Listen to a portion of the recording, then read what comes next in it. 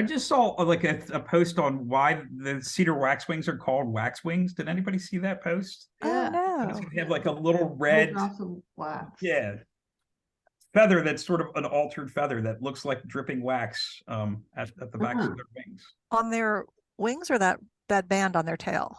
On their wings. Oh, haven't seen That's that. cool. Um, did anybody see? Is Marilyn on? She's not on, is she? Um, Yeah. I think it was Brandywine Conservancy is doing a talk on how native plants affect bird Yes. Or coloring. how non-natives affect bird Right. coloring. Yeah, A very interesting um, discussion. it Hey, would. Brandywine, did you see that they're not having their native plant sale this year? I was going to bring that up. Thanks for Oh bringing it up. no. Yeah. Yeah, I was Happened. heartbroken. I love that sale. Yeah. But yeah, I think they had flooding or some sort of damage there. They're doing some restoration work. Oh, I would bummer. expect they had flooding. They're probably along Route 100 or somewhere down in the Yeah. flood zone there. Yeah. Because who hasn't, right? It's been wet. All right. Well, it's just about 7 after. I guess we can get rolling, and we have time, I think, sort of set aside at the end. So a couple of things. Welcome everybody to 2024. It's Mark pointed out that it's been a long time since we've actually met. So yeah, I think our last meeting was November, and it's already February.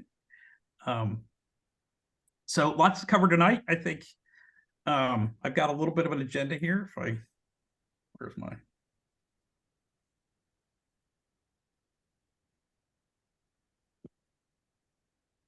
There we go. All right, so quick agenda. We've got some charter updates. Obviously, I am not Jesse, so that's sort of the first order of business. Is for those that don't know me, my name is Rick Smith. I am the new chapter president. We'll go through that a little bit. Again, so we've got some charter or chapter updates, thought of the month, tree of the month. We're going to do, Susan has prepared some slides on designing and planting for small garden spaces.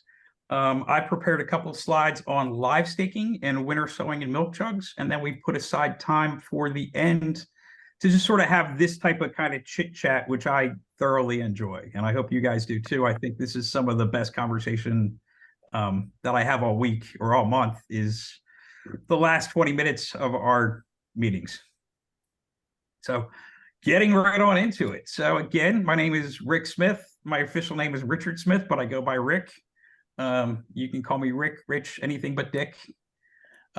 Everybody else is pretty much the same as you would expect. Susan is our secretary, and I think it's web chair. Is that what we're calling you, Susan? I don't know. It's a web whatever. It's Okay. a default thing. If somebody would like to take over the website, yay. I'm sure you know more than I do. Otherwise, it defaults to me. Denise is our treasurer, and Denise also, you handle the Facebook website as well, right? The Facebook postings? She does. She does. Judy is our membership chair. We have members at large. Go ahead, Judy. I'm sorry. Oh, I just said I'm waving at a distance. With no camera on. It's a little lost on us. Marilyn and Jesse are our board members at large. Jesse is obviously who did a fantastic job in getting this chapter organized and charted, and has really sort of handed me a home run, or to take from this point forward. We always have open positions on the board. If you're interested in joining the board, you can certainly, we would welcome you. There's always positions, volunteer positions. Certainly, I would welcome an event coordinator as we're starting to move to a lot of in-person activities. I would like someone to kind of help me, organize that and organize. Also, I think we probably would need sort of a volunteer program or a volunteer coordinator. I would love to see more volunteer work and us to do a little bit of work in the private sector, kind of not only talking about plants, but actually physically getting our hands dirty. I think a lot of us enjoy getting our hands dirty. And as a chapter goes, we're sort of an anomaly. I've done a little bit of national chapter correspondence with other chapters. And I think because we sort of chartered during COVID and we're sort of an anomaly, that we have a lot less in-person events than other chapters. So I think moving beyond COVID, I'm looking forward to, again, getting my hands dirty and meeting a lot of you in person. So I do want to highlight, I don't know if everybody reads the newsletter that comes from National, but one of our chapter members was actually highlighted. So Denise Renucci of Ambler had her drainage swale that was filled with native plants highlighted in the Winter Journal. So I would suggest if you're interested in it, it's a great story. I think I would like to get a hold of her at some point and have her walk us through her project, talk about where she sourced her material and how she came to the decisions that she came to with her plant choices. I did notice that a couple of her plant choices mentioned are also very adaptable to live stakes because of the live stakes, but we'll get more into that in a little bit. But she did have like red osier dogwoods and stuff that would really take well to live staking. Susan, right before Christmas, did sort of an amazing job. We had a little bit of a curveball with the Chester County Conservation District that like 2 weeks before Christmas, they said, hey, would you guys like to participate in our tree giveaway? And we discussed it amongst the board, and I will be the first one to say that I kind of poo-pooed the idea. I thought, well, 2 weeks before Christmas, no one's going to be really interested in ordering trees. And Susan sort of pressed me. She's like, you know, even if we just do like 50 trees, it would be worth it. That's 50 trees that aren't in the ground. And I was like, okay. So I relented and I said, Susan, if you want to handle it, you know, I will fully support you. And 2 weeks later, she came up and she said, well, we had almost 1,000 trees ordered. It's scary. So many trees. This is wonderful.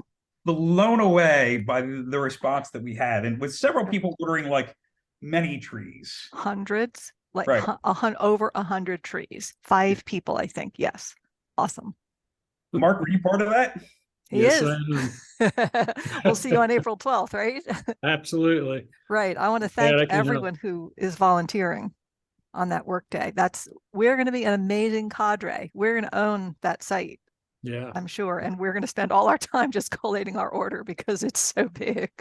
So just to kind of walk through a couple of the details, I don't know who else ordered plants, but the work day is the 12th, and people that ordered a lot of plants can take their plants that day. Is that what we're doing, Susan? Yes, in fact, I had to promise the coordinator that our chapter would take all of our plants. Otherwise, we could not have ordered 958 of them. Okay. So I think I've got 10 or 11 volunteers now. We're going to take all the plants, and the people who cannot be there with the smaller orders on Friday, they'll come pick them up somewhere else. But we're going to clean out that site on Friday. All right. Again, my house is available if we needed as sort of a layover spot for Awesome. trees. Great. That's I good. live in Plymouth Meeting, so it's sort of centralized to everybody. I'm happy to help out in that respect. And So everybody who's ordered has gotten an email or will shortly get an email about that. okay. Pickup details. You know, so historically it's been right around 100 trees for us. So it was almost a 10-fold increase. And I just read on the website that like to date, out of the 10 million tree goal, we're right up around 6 million trees planted. So that's pretty incredible. It is. You will be seeing, you know, I wanted to do a bit of a Google survey. We were trying to figure out how best to do it. I would like to do it anonymously because I think people would tend to give truer answers when the surveys are anonymous. I don't know if I can do that with the Google form that I use. So if anybody sort of IT or knows how, I might be able to get an anonymous survey together. But here are the questions. We're not asking for your mother's maiden name or your first pet. It's just sort of stuff that we'd kind of want to know. You know, are we good with hybrid meetings? Are we good with online meetings? Would you guys prefer to do Zoom calls? We traditionally do Wednesdays and Thursdays. Is that a preferential day for everybody? Are you guys interested in in-person events? What types of in-person events? Would you ever want to serve on a committee, or would you like to volunteer? And so again, those I would like to get out this month before our next meeting. You know, it's not a mandatory participation. It's all voluntary. Do you guys have sort of feelings on anonymous versus we're not going to share everybody's responses? Thoughts? arguments. Anonymous gets you much better responses. Okay, I agree. Right, and I think the main reason people would want to be anonymous is the last chapter you had, or the last question you have there. Right. In Yeah. case they have anything that's not positive, they might not want to be identified. It was fine when Jesse ran it. Now that Rick's running it, it's terrible. Not I know. really. And these slides are much easier for George to read, and actually Good. for me as well. So Good. There are a couple where I put background images. I'll be curious to see what you think of those. All right, so if I can figure out a way to do anonymous surveys, we'll get those surveys out anonymously. But think about those answers. Think about those questions. You will be seeing them again. Big thing coming up is our first plant sale for the year. So the North Creek order, you will be getting notifications about it. Judy, did we send that out, Susan? Not yet. Okay. All right. I So think right after the meeting. with the details, we are looking for orders in by February 29th. So by the end of the month, there's sort of very specific guidelines that we are subject to in terms of orders from the nursery. We don't like to break up flats. It's full flat orders. There is certain dates that we have to abide by. So we're looking for availability on or before April 25th. I think there are cultivars and I think there are some non-natives on the list for North Creek. Actually, there's a native only list on the Okay. website, and the instructions say if your plant's not listed on the native only list, it will not be ordered. So we're ordering natives only, which can include cultivars of natives. Okay.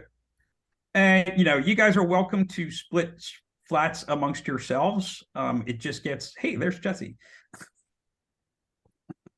It gets very onerous on us if we have to try and, separate flats and somebody only wants 10 of this and 5 of this. And so if you guys want to work amongst yourselves to separate those flats, if you want to order Rebecca and somebody else wants to order Salvia and you guys each split the halves, we're happy to do that. And I think amongst the board and us locally, we probably will be doing some swapping. Plants are all going to show up at my house conveniently.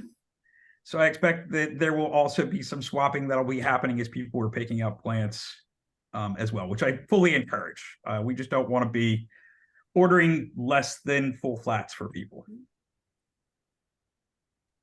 Pricing that we show doesn't include deliveries or royalties. So once we have the list and Susan gets the order together, it will lump in the tax and then we can give you your final costs. Is that correct, Susan? That's right. If anybody ordered before, that you get an invoice with a breakdown of every flat that you ordered, the total, the royalties, if any apply, the sales tax, and your grand total, which is the number that comes in on your check.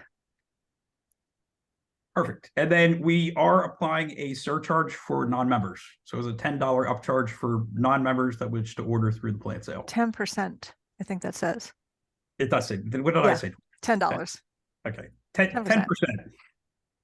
10% for non-members. Which acts as a bit of a fundraiser for our grant programs. Last year, we had 45 plants ordered, an estimated 2,500 native plants in the ground. So that was pretty successful. I expect that with enough promotion, we'll do even better this year. Legislative updates. You may or may not have noticed this with the meeting announcement. This sort of came from Central chapter. Was that correct, Susan? It did, yes. Okay. So they asked us specifically to reach out to members about HB 797, which if you read the legislation is to include native plants during their roadway restoration work. Susan and I were just talking about this, I think in one of the last board meetings, and I'm starting to see, I work in the DOT sector. I work with a lot of heavy highway. So I am seeing in a lot of public work specifications that there are native plant lists that are being included and people are paying attention. There's quite a bit of invasive removal that I see in a lot of upcoming projects, which makes me very happy because I spent a lot of time as a sales guy on the road. And, once you learn about native plants, it's hard to unlearn or unsee what you know. And I see so much of our edgelands and border lands just deteriorating and degrading it's disheartening. And it's funny because, I mean, like I said, until you start learning about invasives and native plants, you don't even realize how poorly degraded much of these edge lands are. So 2 options. There is some sample language that I included in the email for the meeting announcement, which you can find your local congressperson and send them that language or something similar to that language. There is also a link which can be found on the screen and also in that email that I sent, which links you to the Chesapeake Bay Foundation, which is putting together a petition for this legislation. And so, Rick, the legislation, I actually thought this had already been enacted into law, that PennDOT had to specify native plants in any construction and restoration project, but apparently it's not law. So that's the whole point, is that this bill is sitting in the Pennsylvania legislature. It should have passed last year. Due to some maneuverings, it didn't. So the point is to try and get it passed so that PennDOT has to spec natives, because right now I think there are, and you know this better than I do, a lot of exceptions. If you need an evergreen and, you know, pines are subject to deer damage, you can plant Norway spruce now. Right. Yep. And so that's still a problem. So I think I don't love to send unsolicited emails. And so I had a little bit of a challenge with this. I think that, you know, once you start sending a lot of emails out to chapter members, they tend to stop paying attention. But I thought this was important enough to include with our meeting announcement, and certainly important enough to bring up in a meeting. So I would encourage everybody to go to the Chesapeake Bay Foundation link and put their name on the survey. I do think it's important.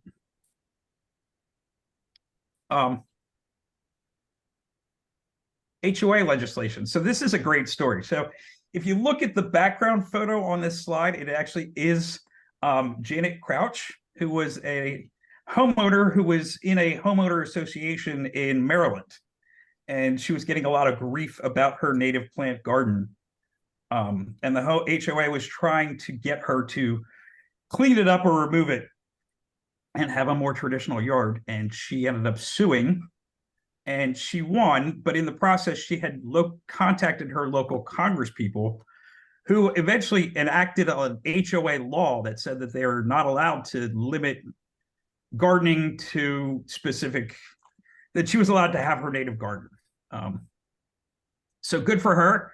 I would like to see this legislation passed all over the country. I think if anybody else is interested in sort of spearheading this effort or helping us get this type of legislation in PA, we'd be happy to work with you on that. Susan, would you like to add anything?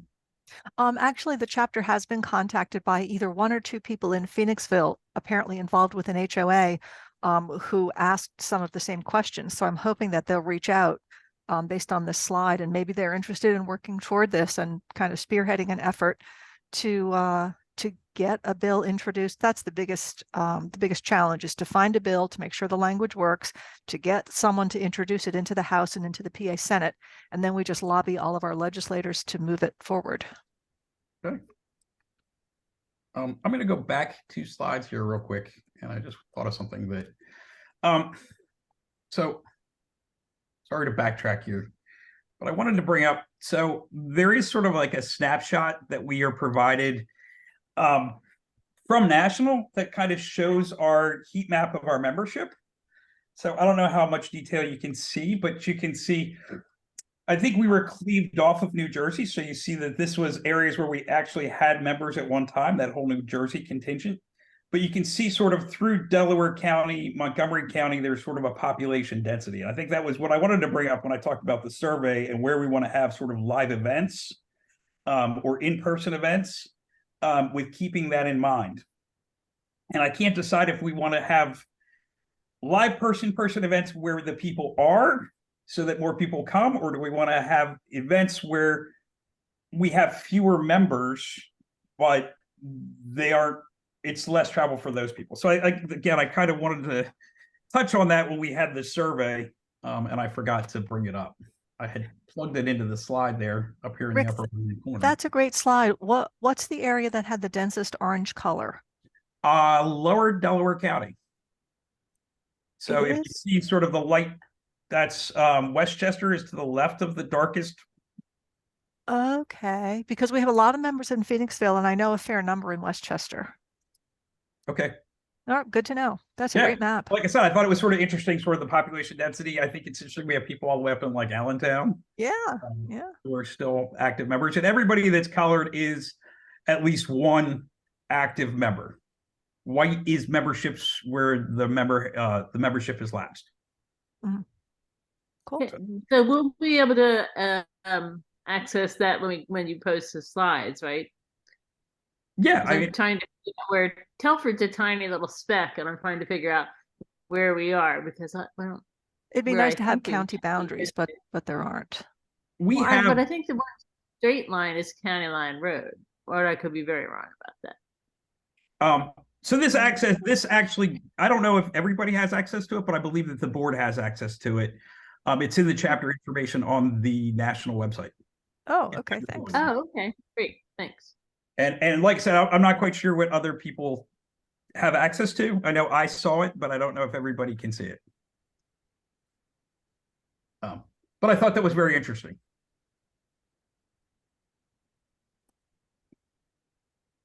Sorry to jump around like that. I didn't. That's good information. So top 10. We were trying to think of there was some talk about thought of the month, and this has typically been Audrey did it, right? Was that who? Right.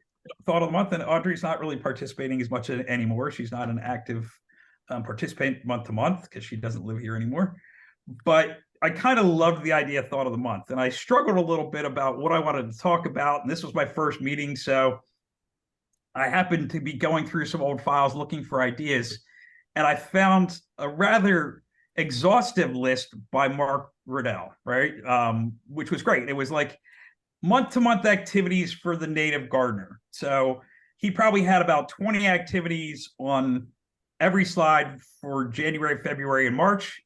So I asked others to kind of limit it and talk about like what we think would be the top 10 winter garden activities for the native garden. So this is what we kind of came up with. You'll see a couple of them are highlighted. If they're highlighted, we will be discussing them in greater detail this evening. So number one, clean and sharpen and oil metal tools. That is something that I never do. That's I number probably 10. Isn't that's number 10? Yeah, it's number 10, and it Okay. never gets done in my house. I don't know why. Exactly. It's something I struggle with. 'Tis the season to winter sow. If you guys are winter sowing, you're probably okay for 60-day seeds. 90 days, it might be a little too late, but keep in mind that, you know, if you put 90-day seeds in the refrigerator for 60 days, you will probably get some germination. You just are going to have a reduced rate of germination. You probably will get one or two. Not every seed needs the exact date. They can't read a calendar. So it just increases your odds of germination if you keep them in there for the recommended time. But you can still fit those 60-day seeds in and have them in the ground by May. I did my winter sowing in jugs, so mine are mostly out. I did the last of the 30-day seeds this past weekend when the weather was beautiful. Plan and design for the coming season. So that is going to be sort of the focus of Susan's portion of tonight's presentation, and she is specializing in small garden spaces. One of my favorite things to do this time of year is pre-order plants and seeds. Cut down invasive shrubs when they're more accessible. There is less poison ivy out, so it is much easier to get to the things. I've struggled with poison ivy on my property. I'm sure others do as well. I'm better at cleaning up myself and my tools after being exposed to it these days, but it's much easier to get around. And I have a lot of native like raspberries and brambles. So again, it's like something easier to kind of get at them without the vegetation this time of year. Also, a lot of stuff that kind of pops up, right? So I can get to the creeping Charlie, I can get to the vining honeysuckles. The other thing too is burning bush. I can identify burning bush rather easily this time of year because you can find the wings. Weed. Again, sort of creeping Charlie. Something that I probably should do more of myself. Check for browsing harm and protect plants as needed. I know some of us have deer pressure, some pretty intense deer pressure. I myself saw 8 doe in my backyard last week. Wonderful. It's mixed feelings, right? You love to see nature, and I plant for nature. I just hate to see it, Eaten. at the price of my native plants. Right. We're going to run through, a couple of slides on live staking this evening. So I don't know if anybody we did a sort of a live staking presentation in November of 22. So I've recovered some of those slides. I've added a couple of slides of my own from my own experience. Prune dormant shrubs and trees. You have until those start to leaf out to kind of cut them back. So good time of the year to do that.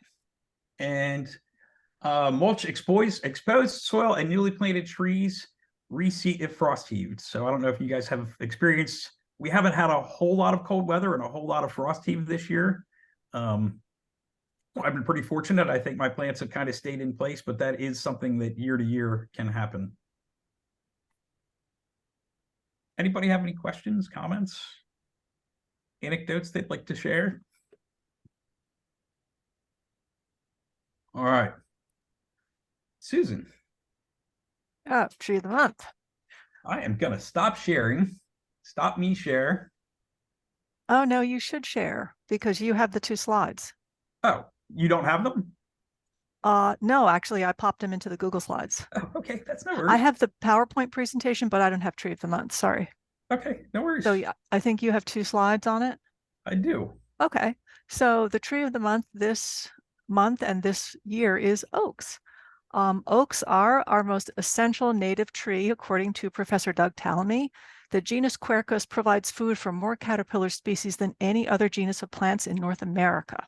Because so many native plants rely on oaks for their native species rely on oaks for their survival, oaks have been dubbed one of the keystone species that play a pivotal role in the food chain.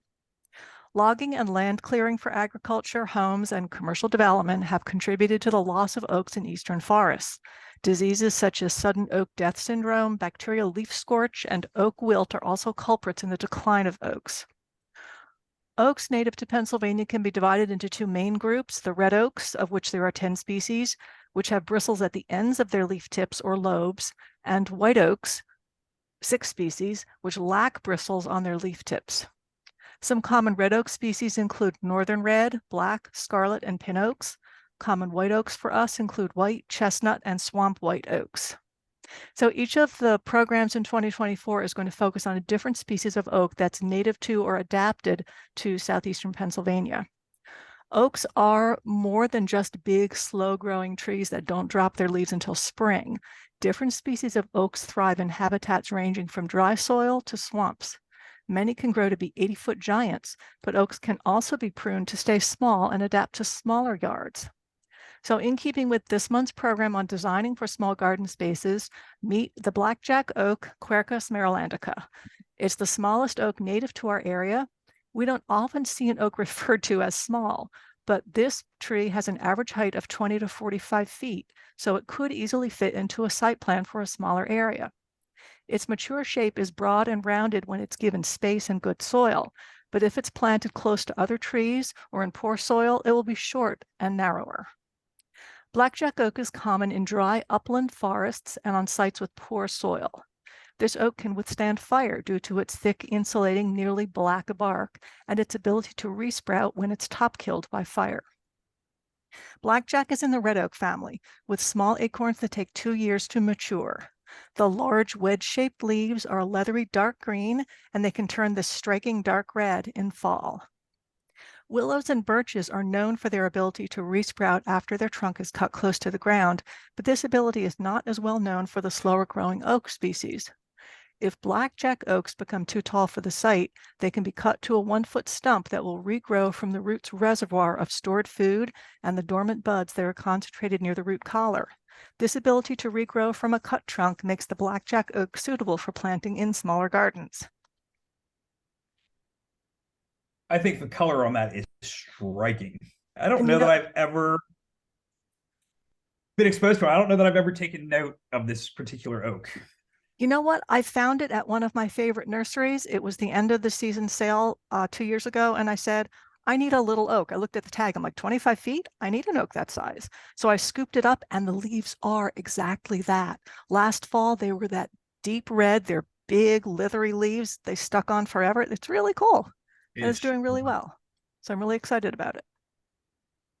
So I love the idea of, doing the tree of the month. And that's kind of what we started with. This idea was we were, should we keep tree of the month? Should we keep thought of the month? And Susan proposed the idea of highlighting different oaks throughout the season. And this was going to be introduced. Honestly, we were going to do the Keystone species talk tonight. And that's how we were going to kick off Keystone species. The conversation was a year of oaks.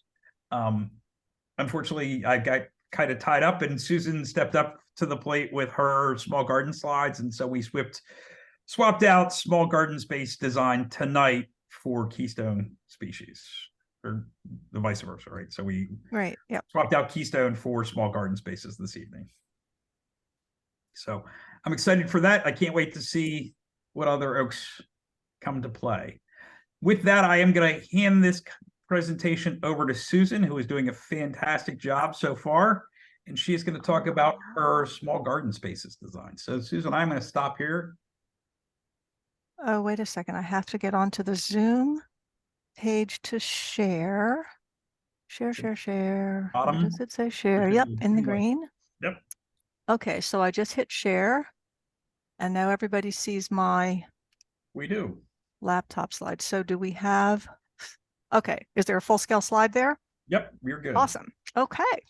Well, welcome to our short presentation on designing and planting for small garden spaces.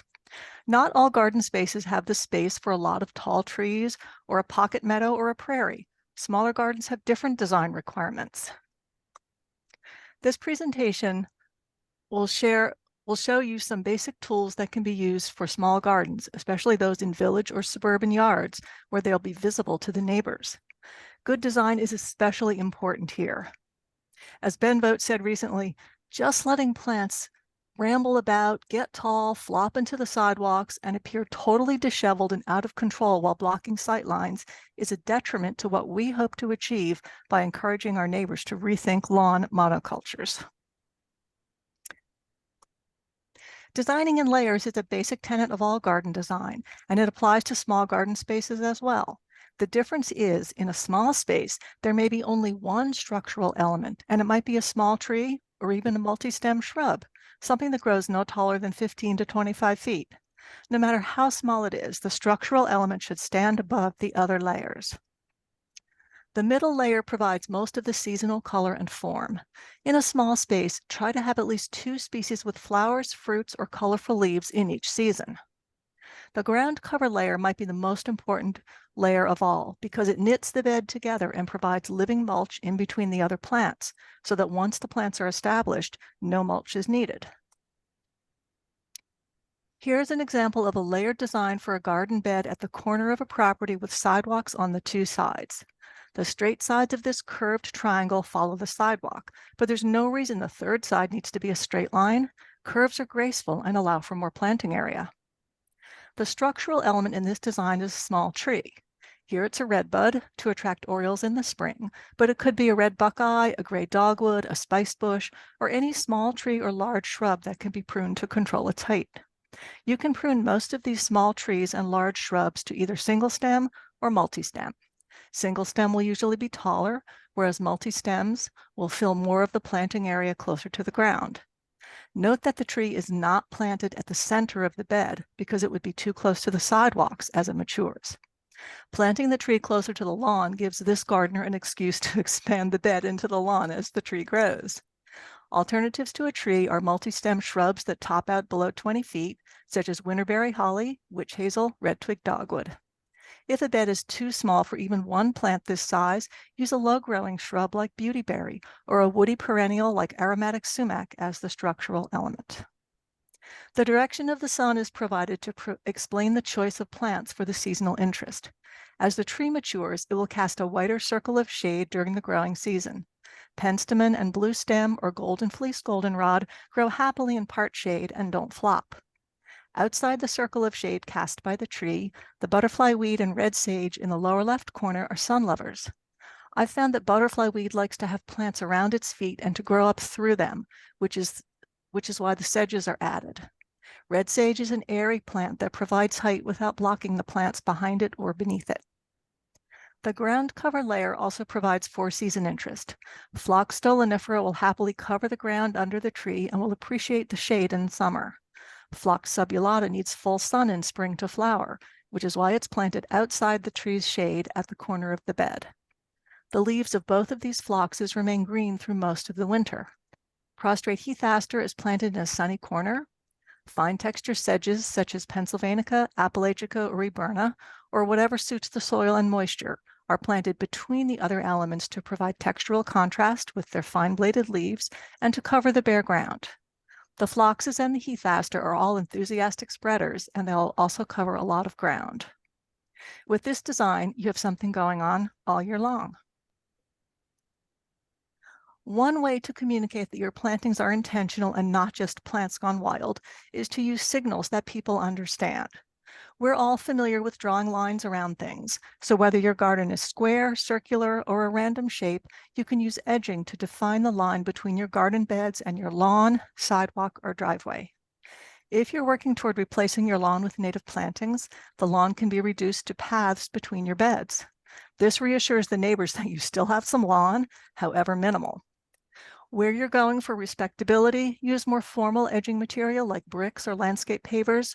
For more informal areas, you can use rocks or even thick tree branches.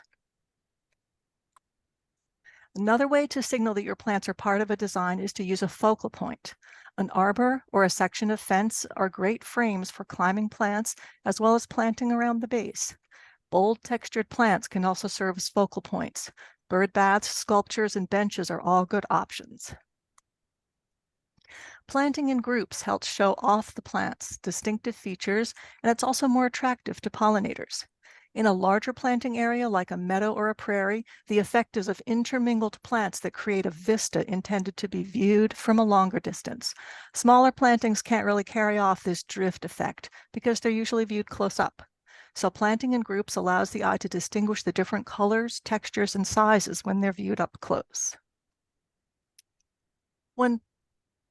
When plantings are viewed up close, it's good to include different textures and sizes of leaves and flowers. One or two clumps with dramatic flowers, color, or height can make the whole planting pop. If people like what they see, they'll be less likely to find fault with it, and they may even become supporters of native gardening. In a village in upstate New York, I've seen people on the sidewalk stop to take photos of a native garden and even ask the gardener to share seeds, which we're always happy to do. You might think cup plant is too large for a small planting, but one clump, well supported because it does tend to lean, of these huge leaves and dramatic gold flowers can really draw attention.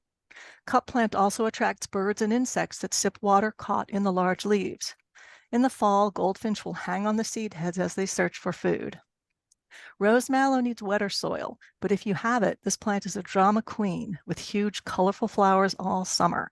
It can get tall to 6 feet, but you can cut it back in June for a shorter, bushier plant. Little blue stem is more often used en masse in prairie plantings, but the blue-tinged blades and fluffy tan flowers on one plant in a sunny bed will really stand out. At 2 to 3 feet tall, it doesn't overwhelm the other plants. The unique flower spikes of blue or yellow false indigo are a great look in spring, and the stems remain erect throughout the season and sport interesting dark seed pods over winter. Joe Pye is undoubtedly a statement plant with large whorled leaves and big puffs of pink or lavender flowers that will attract lots of pollinators. Goat's beard's feathery white plumes on 4-foot-tall plants are very distinctive in the summer, and they stay into fall. Here's a great comment about native plantings from Ken Eierman at Eco Beneficial. How do you communicate to your neighbors why you have little or no lawn, why you have a whole bunch of native plants, why your trees are not topped, why your shrubs are not pruned into meatballs, why you don't rake your leaves out of your flower beds, and why you leave your perennials and grasses standing all winter long? Sometimes neighbors are confused by our landscapes that are filled with diverse native plants that we allow to grow in their natural forms. It can be particularly challenging when our yard looks really different from the others in the neighborhood. When we garden in publicly visible areas, whether they're in suburban front yards or along village streets, we have an opportunity to educate and inspire with signage that explains what we're doing and why. If the neighbors know what we're doing with our space and what to expect, they might be less likely to find an issue with it, even if it runs counter to their desire for a perfectly mowed lawn and clipped turf grass. A few guidelines for the plant selection that can help you create beautiful wildlife-friendly gardens in small areas. Limit your species palette. Resist the temptation to plant one or two of as many plants as possible. In a small area, this can look messy and disorganized. The smaller the space, the smaller the species list. For a 10 by 10 foot area, you might have one structural plant, 4 or 5 species in the second layer for seasonal interest, and another 3 or 4 species in the ground cover layer, depending on the soil and moisture. Choose clump forming plants, not spreaders or self-seeders. Except for your ground cover layer, you want your plants to stay roughly where you plant them. Plant clump forming plants on 1 foot centers, space the spreaders according to their mature size. Use sedges to fill in any gaps until the full ground cover is achieved. And finally, limit the height of everything except your structural plant to 1/3 of the longest side of the bed. Site your taller plants toward the center of the bed and the lowest growers at the edges. Keep species that tend to flop away from the edges of the beds. And here are a few resources with plant recommendations and designs for smaller garden spaces. And that's all I have. So Rick, Really let me great, turn this back Susan. to you. That was fantastic. And, some great points that I like to kind of stress, like, the first thing I did when I became aware of native plants was went out to my native plant nursery, get one plant of everything and start planting it in my garden. And again, I was like, in the name of biodiversity, I have to have as many different types of plants as I possibly can get. And in reality, like, one plant doesn't necessarily attract a whole lot. You need more plants. And I love the idea of drifts, right? Like, so it's just, and I went, I think recently to look to get my like native garden certification, and they have sort of a checklist, and it is a minimum of 5 plants grouped together in order to get your at least the certification I was looking for. Which I thought was interesting. And you look around my garden, even to this day, after 3 years of planting native plants, I have very few groupings of more than 3 plants. That's what winter sowing's doing for you. Right. So you're gonna have a lot. That is why this year I have 20 jugs ready to go, where I hope to have groupings and get my plant. I need my sign. My neighbors need to know that I'm doing this for a reason. Excellent. Good goal. Yeah. I got the National Wildlife sign, the less expensive one, because they don't, I mean, you can just give them money and they'll send you the sign. Right. And I have it up. My one neighbor has commented on it. She actually has a sign as well. I don't think she has, I keep trying to, talk to her a little bit about this group. But I haven't like really coerced her into doing anything yet. I'm hoping that she'll plant more native plants because she's right behind us. With a flag yard, so their driveways next to ours basically, but their house is literally behind ours. And I would love to have at least 2 yards be connected by native plants here. I can't planted so many things last year. I mean, I want to have winter, but I can't wait to see how things do. Yep, exactly. On this side, is that Lancer sempervines on the left-hand side? What was the plant with the orange flowers on the left here, Judy? Oh, coral honeysuckle, Major Wheeler. Okay. Yeah, Okay. You're right. Lonicera sempervirens. And then I was curious about rose mallow. Does anybody have rose mallow in their garden? I don't have wet soil, so no. Wish I could. Does it die back completely every year? Does anybody know? Oh, I think so. I have it, and it does die back every year, and it's a little late to emerge, but then it really takes off, and it likes, if it's happy where it is, you'll find babies of it not too far away. Okay. Like hibiscus, same family. Yep. Cool. I have I have rows of Sharon that pops up everywhere back in my property, and I'm Like constantly that. doing it. And it's one of those things that you see all over, and you're just like, oh, don't plant that. Everyone's like, rows of Sharon. Look, I've got this rose of Yeah. Sharon. Oh, ick. Like, Right. It's like sharing butterfly bush. Why? Yeah. Thank you, Susan. That was fantastic. And You're welcome. really, you put a lot of effort in that, and it really showed. So I think that is just going to make me look terrible because I didn't put as nearly as much effort into this live I stake. don't think so. No, it's Nah. not. So I don't know how much everybody knows about live stakes. This isn't going to be a real in-depth presentation. It's going to kind of go over the highlights. And again, I got a couple of slides from my front yard of personal experience.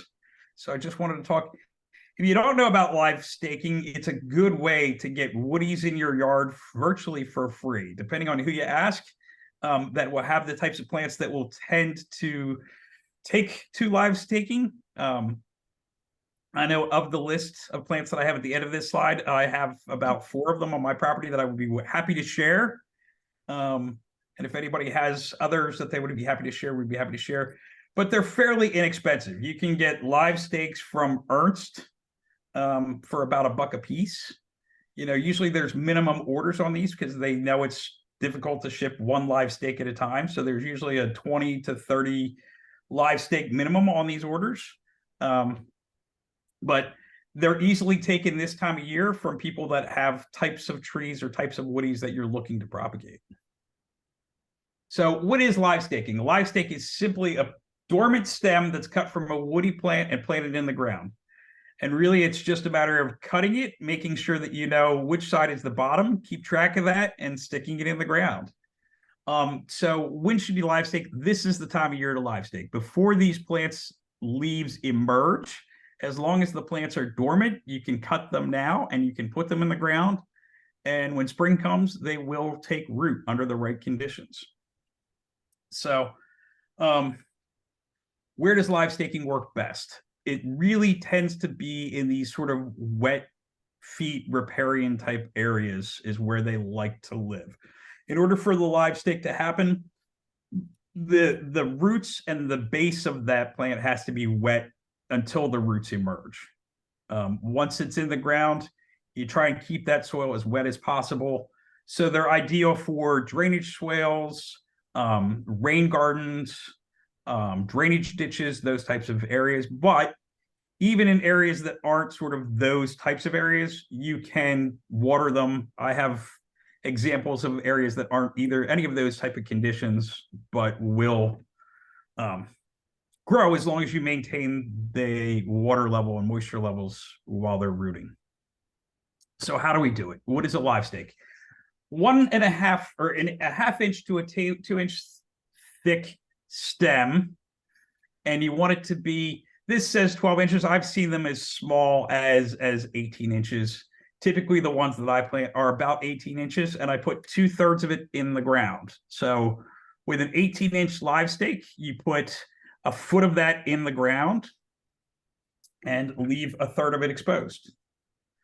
Aim to plant them. I mean, even if you order them from Ernst, they will come with a wet baggie or a wet paper towel wrapped around them and then a plastic bag on top of them. So the ends of them are kept wet pretty much constantly. If you go somewhere and you cut your friend's red osier dogwoods, stick it in a bucket of water until you get home and leave them in. You can leave them in the garage in that bucket full of water until you go to plant them.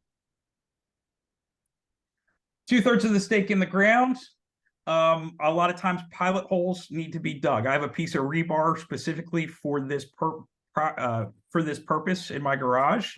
So it's a number 4 rebar. It's a 1/2 inch rebar that I hammer into the ground a foot, pull it back out, and then put my live stake in. For smaller live stakes, I often use a drill bit, and I take the power drill with a long drill bit and run that into the ground.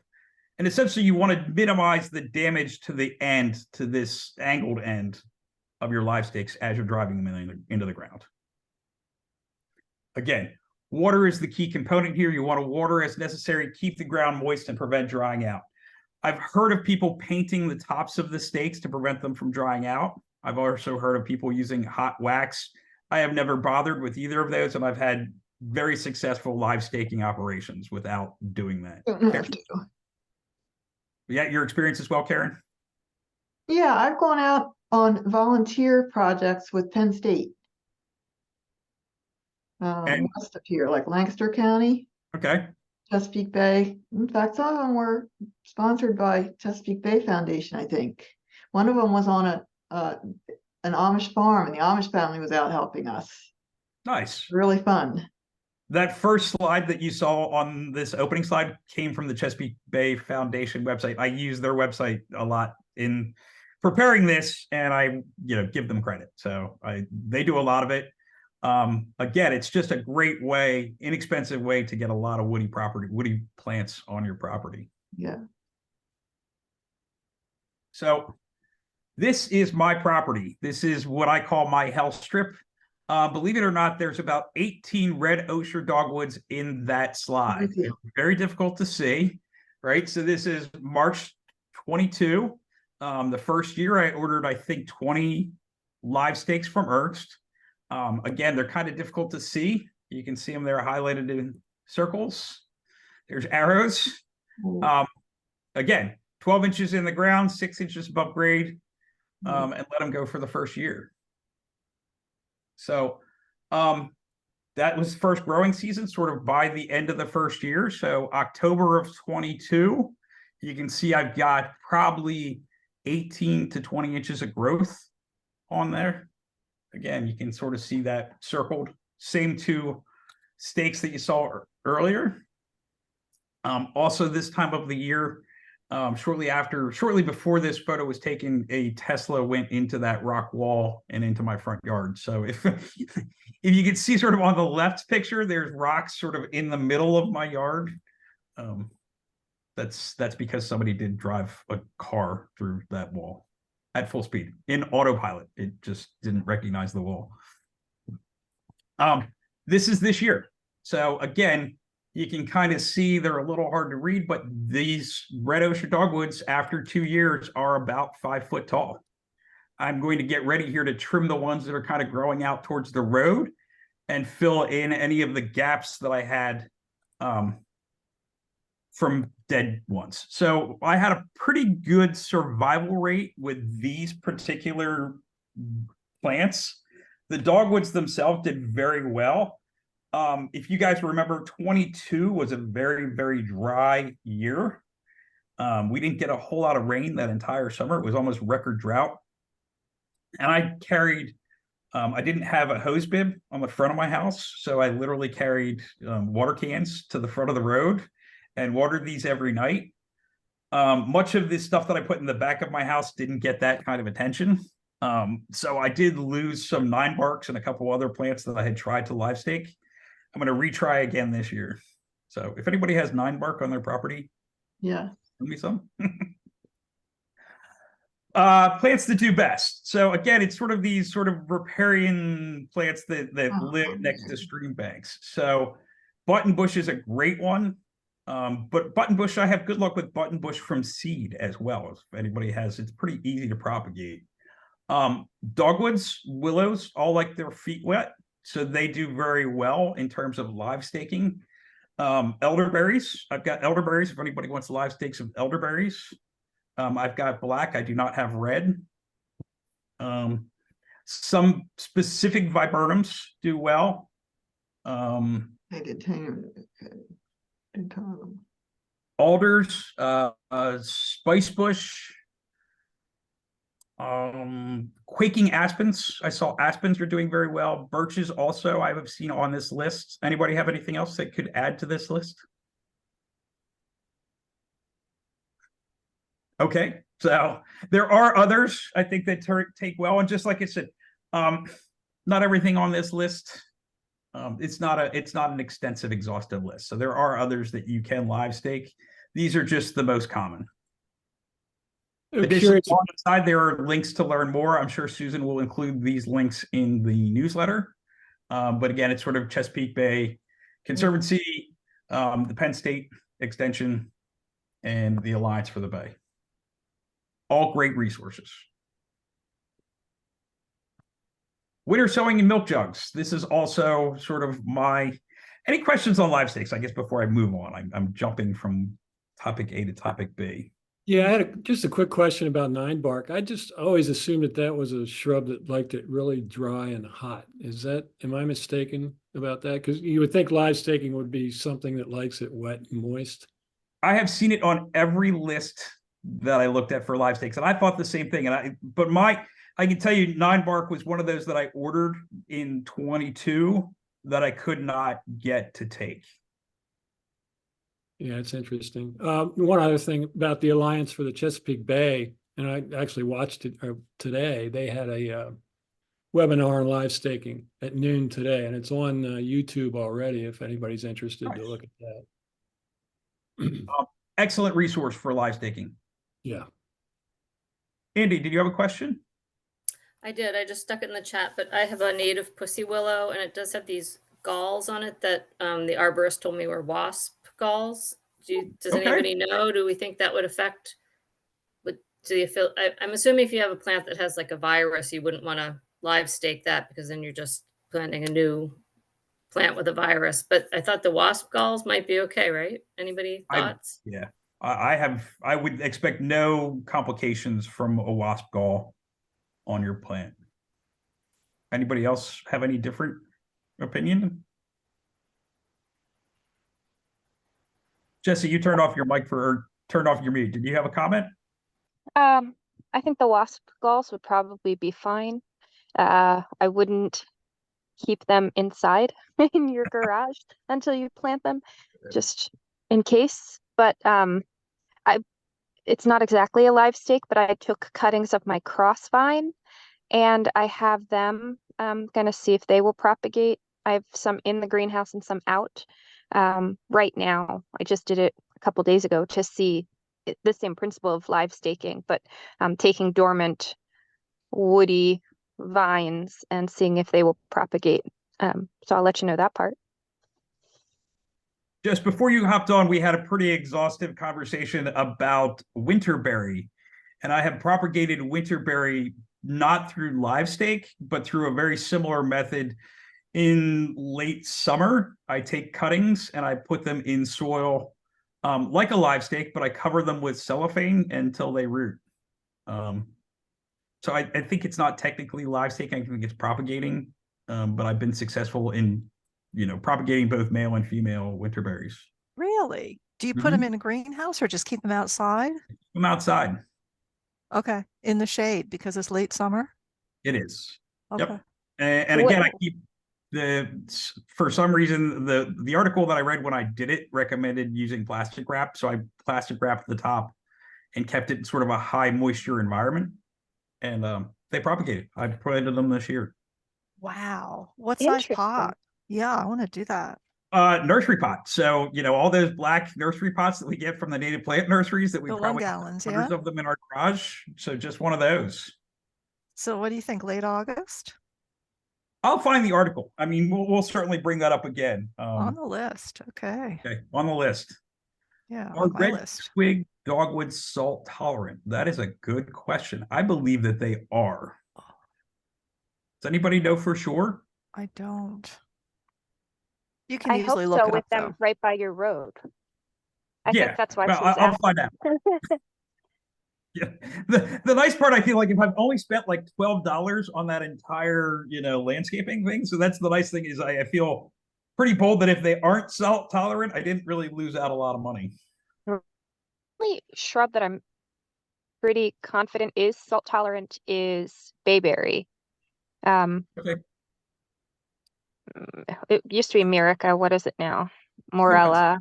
Yeah. Yeah. Marilla, yeah. I agree. I've seen that about them. Mhm. Which is another tree that I lost in the drought of 2022. I think also I was fairly new to native plants in 2022. I think so. I'm blaming it on the drought, but it could have just been bad placement or the wrong plant in the wrong spot, or They're finicky. At least in my rocky soil, they're very finicky. They would rather be on the coast in lovely sandy soil, which I just don't own. Yeah, not around here. Right. They're tougher around here. And we had a bayberry that was just small and crappy looking, in a pretty shady garden. We moved it over into a sunny spot and it shot up 3 feet in a year, I think. Sun they need. It just, and we have clay. Yeah. So So growing up in New Jersey, which is red clay country, there was a bayberry in the backyard covered with berries every single year. I don't know how it did it in that clay.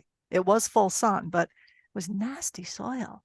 I So thought I there, had read, maybe I'm misremembering, but I had also thought that you needed a male and female bayberry plant to get. you do.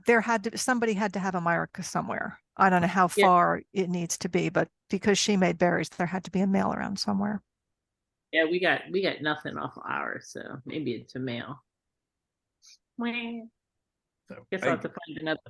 We need to get him. We have, as I said, I think 2 spice bush, and they're both the same sex. So I want to get 2 or 3 more and know for sure that one is what we don't have, and then we'll have spice bush galore. So. Yeah, did you get some in K10M? Because those ones, they're not sexed, but if you get 5, you're going to have at least 1 female. Yeah, I didn't get any plants in K10. Oh, I'll see if I It's can get fine. you a couple. Oh, If they're thank just you. flying around on volunteer day, I'll pick them up. Well, spice bush also Okay. shows up on the live stake Helping list. with that. So it's possible that we could share some spice bush cuttings amongst each other, and propagate some in the group. I don't have any that big. Mine are all I don't- pretty yeah. spindly. Yeah. A lot of seedlings I have, but not a lot of big ones. I'm on, I think, 2nd or 3rd year of mine, and they're just not taking off yet. And while they say they're sort of deer proof, that deer don't eat them, the deer come and nibble mine. They are not deer proof. They're not deer snack, but they'll get beat. They'll get eaten. I caged my big one. Yeah, I'm tempted. What I've been doing is just sort of piling up dead branches around mine so that it's more challenging for the deer to get to them. Nope, I fenced them. I have 2 that had flower buds on them this fall, and I said I will not sacrifice the flower buds to the deer in February. So they're going to flower next month, and it's because they've got cages around them. Good. You can't mess with the deer. Can't play deer dice. At least I don't. All right. Do we have any other questions on live stakes at the moment? Again, don't overthink them. That's probably what I'm going to tell you for this next presentation too. Like, don't overthink it. It's really just a matter of sticking sticks in the ground and keeping them wet. That's all there is to it. Again, it's funny. I've started doing several things, and I think it's just an attempt to keep myself busy and keep learning. So about 2 years ago, I saw posts on Facebook about winter sowing in milk jugs. And I started doing it 2 years ago, and I had a very high success rate 2 years ago. And I just, it's really an easy way. And especially now that I have a bunch of native plants that went to flower and went to seed, it's a really good way to fill up your yard inexpensively, right? So these are just jugs that I would be throwing away, and these are seeds that I would just let blow around. And I hope to get, like I said, out of each milk jug, I hope to get 6 or 8 brownie size cuttings, hunks of seeds to plant in my garden. So ideally this year I planted 20 jugs of native plants. So You're going to have a lot of seedlings. That's awesome. Let's talk about how do we do it? Get into here. It's funny, if my cursor isn't on the right screen, it won't advance. Come on. There we go. All right, so what do we need to winter sow in plastic containers? Well, first off, you need plastic containers. I like milk jugs. I have seen people use these sort of plastic totes. I've seen people use clear water bottles. I've seen people use colored soda bottles. Facebook is loaded up with things of all kinds of containers. So I would say use a container that you have. I'm not a huge fan of plastic. I try to reduce my plastic footprint as much as possible. So I'm not a fan of going out and buying containers to do this in. I would also tell you that I like milk jugs specifically because the type of plastic, the high density polyethylene plastic that is used in that those milk jugs are recycled, have a much higher recycle rate than other types of plastics. There actually is a market for number one, number two plastics. So the recycling rate for most plastics is about 9% of what you put in the recycle bin. For those types of milk jugs, it's closer to 30%. And it's nice. I mean, I use them one season and then I put them in the recycle bin, clean them out, throw them in the recycle bin, and then start collecting. I don't drink dairy milk just because it doesn't agree with me. So it takes me about a year to come up with 20 milk jug type jugs from friends, family. We have a camper up at a campground and I use bottled water for that. So it takes me all summer to collect 20 bottled water milk jugs, Poland Springs to do this activity. So again, plastic milk jugs tend to be what I use, but again, you can use whatever you have and which is free, recycled.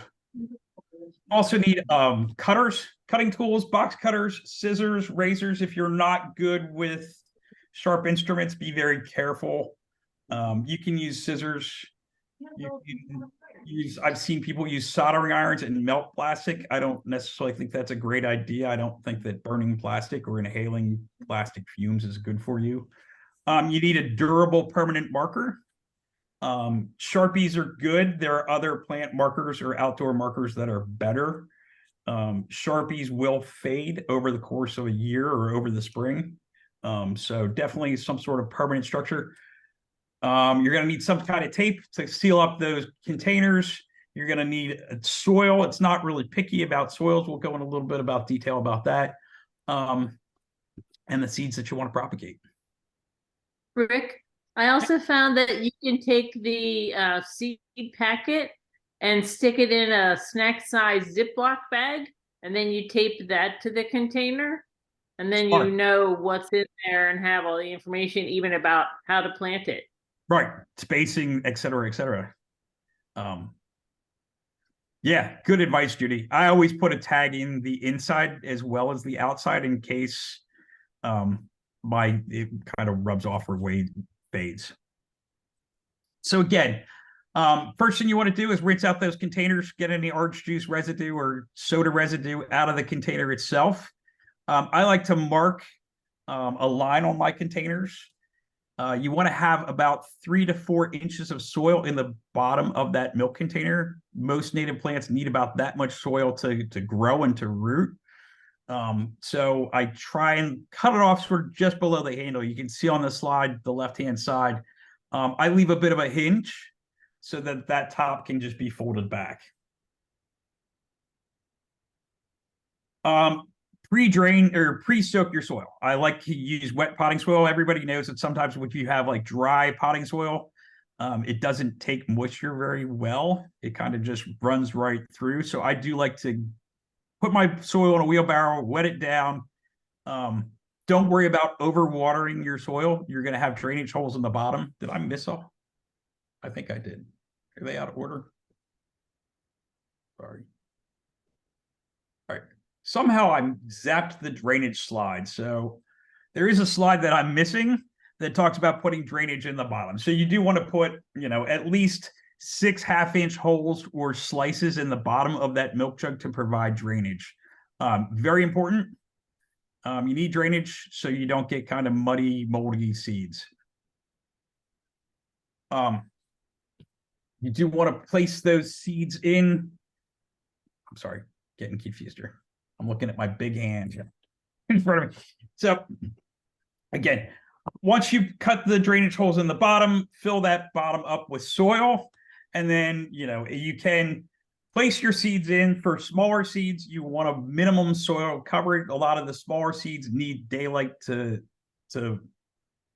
germinate. Some larger seeds, some of say butterfly, the milkweed seeds, you would put sort of a thin dusting of soil on top. The rule of thumb is typically don't bury more than the thickness of the seed. So for very small seeds, I don't even bother. Occasionally, I will take some fine sand and just kind of run it across the top. You want to kind of pat those seeds down into the soil so they have good soil to seed contact. I always actually water again before I seal up my milk jug, just so that I can make sure. But be very careful when you're watering after you place your seeds. A lot of times you'll just kind of fill up the jug, those seeds will float, and then they'll either kind of gather where that soil is draining. So I tend to, like I said, just sort of pat them, and then I have a mister, and I'll mist the seeds before I seal up the jug. Seal up containers. I've seen people do all kinds of specialty folds and put tabs in. I've seen people using hole punchers and wire to kind of get these to the lid down. I've done a bunch of different tapes. I think masking tape is probably the simplest. I don't know what other people have found, but I think duct tape tends to be too sticky. Packing tape, same thing. I tend to, by the time I get it, it's large strip made and try to get it around, it's kind of folded in on itself and it just becomes sloppy. Don't over tape them. They don't have to be sealed up tight. You want to keep them exposed to the air, exposed to the elements. Notice the cap is off. If you're not using milk jugs, if you're using other types of jugs or those plastic containers, you want drainage holes not only on the bottom, but on the top, so that snow and rain can kind of get into those plastic containers and keep those seeds moist. Essentially what you're doing is making small greenhouses for your seeds.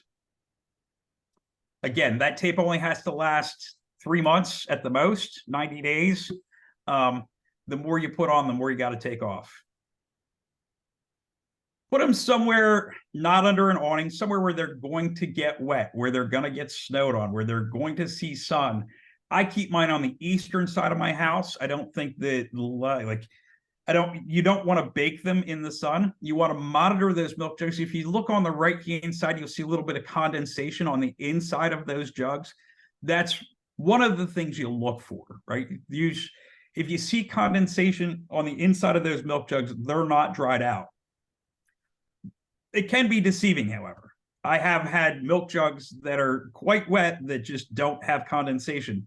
The other thing that I tend to do is pick them up from time to time, and you can feel whether they're heavy or not to how moist those soils are. So if they're light and there's no condensation, chances are you need to water your jugs, and you can do that through the top.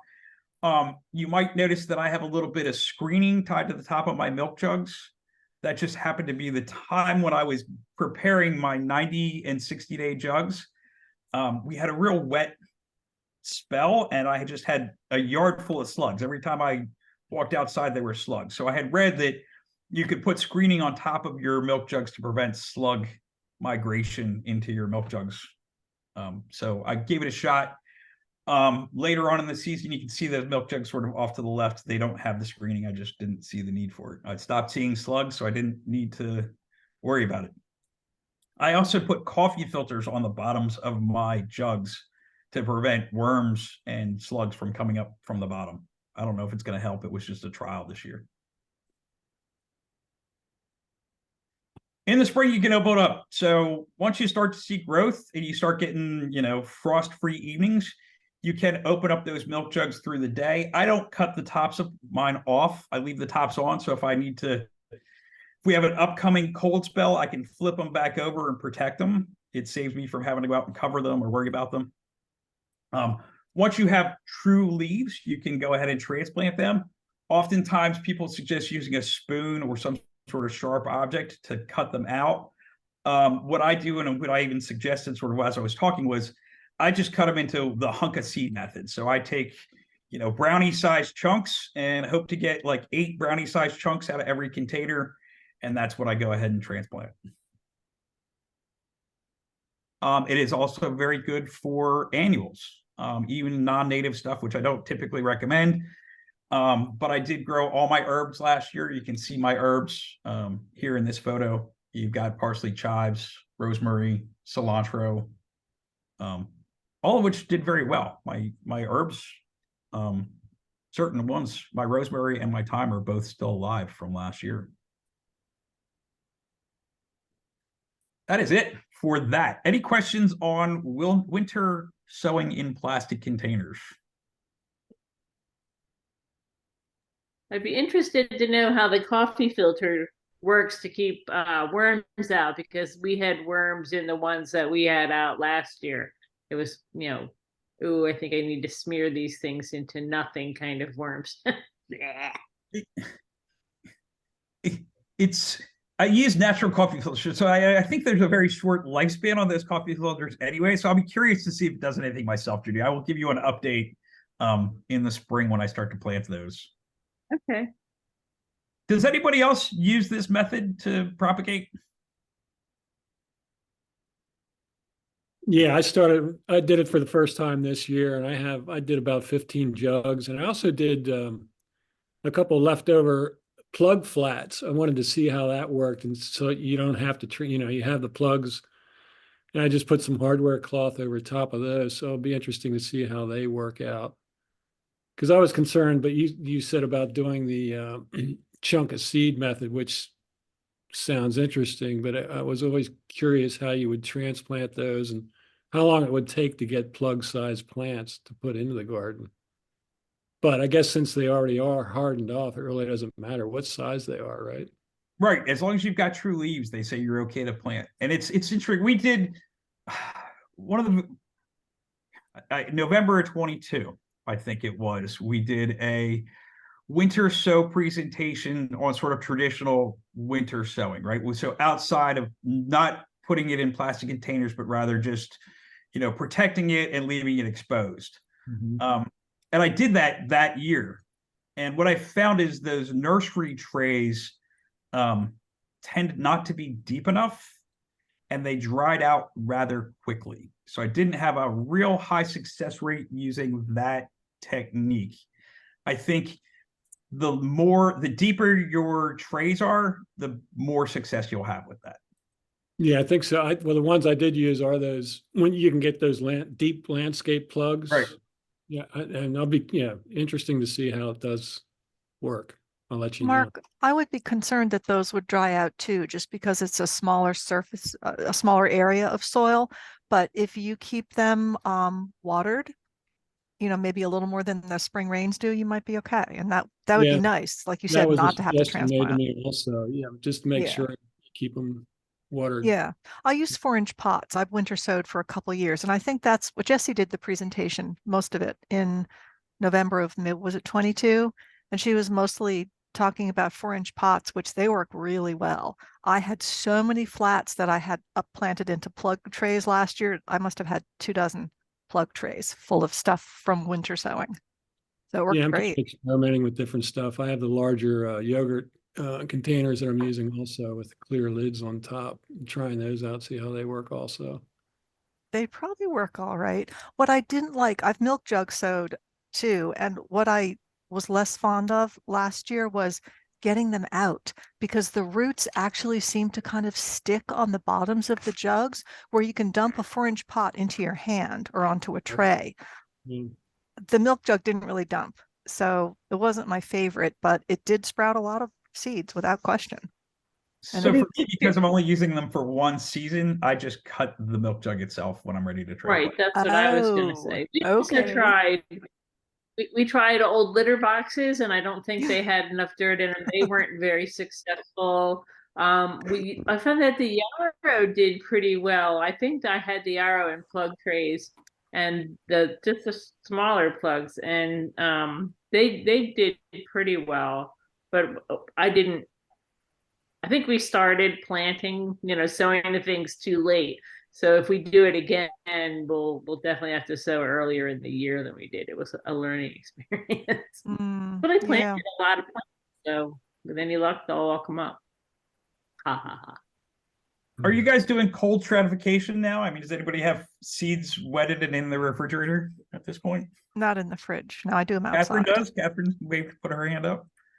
Karen, did you have your hand up too? No. So I do not have. I winter sowed everything this year. I did those 20 jugs, and I think that's all I'm going to do right now.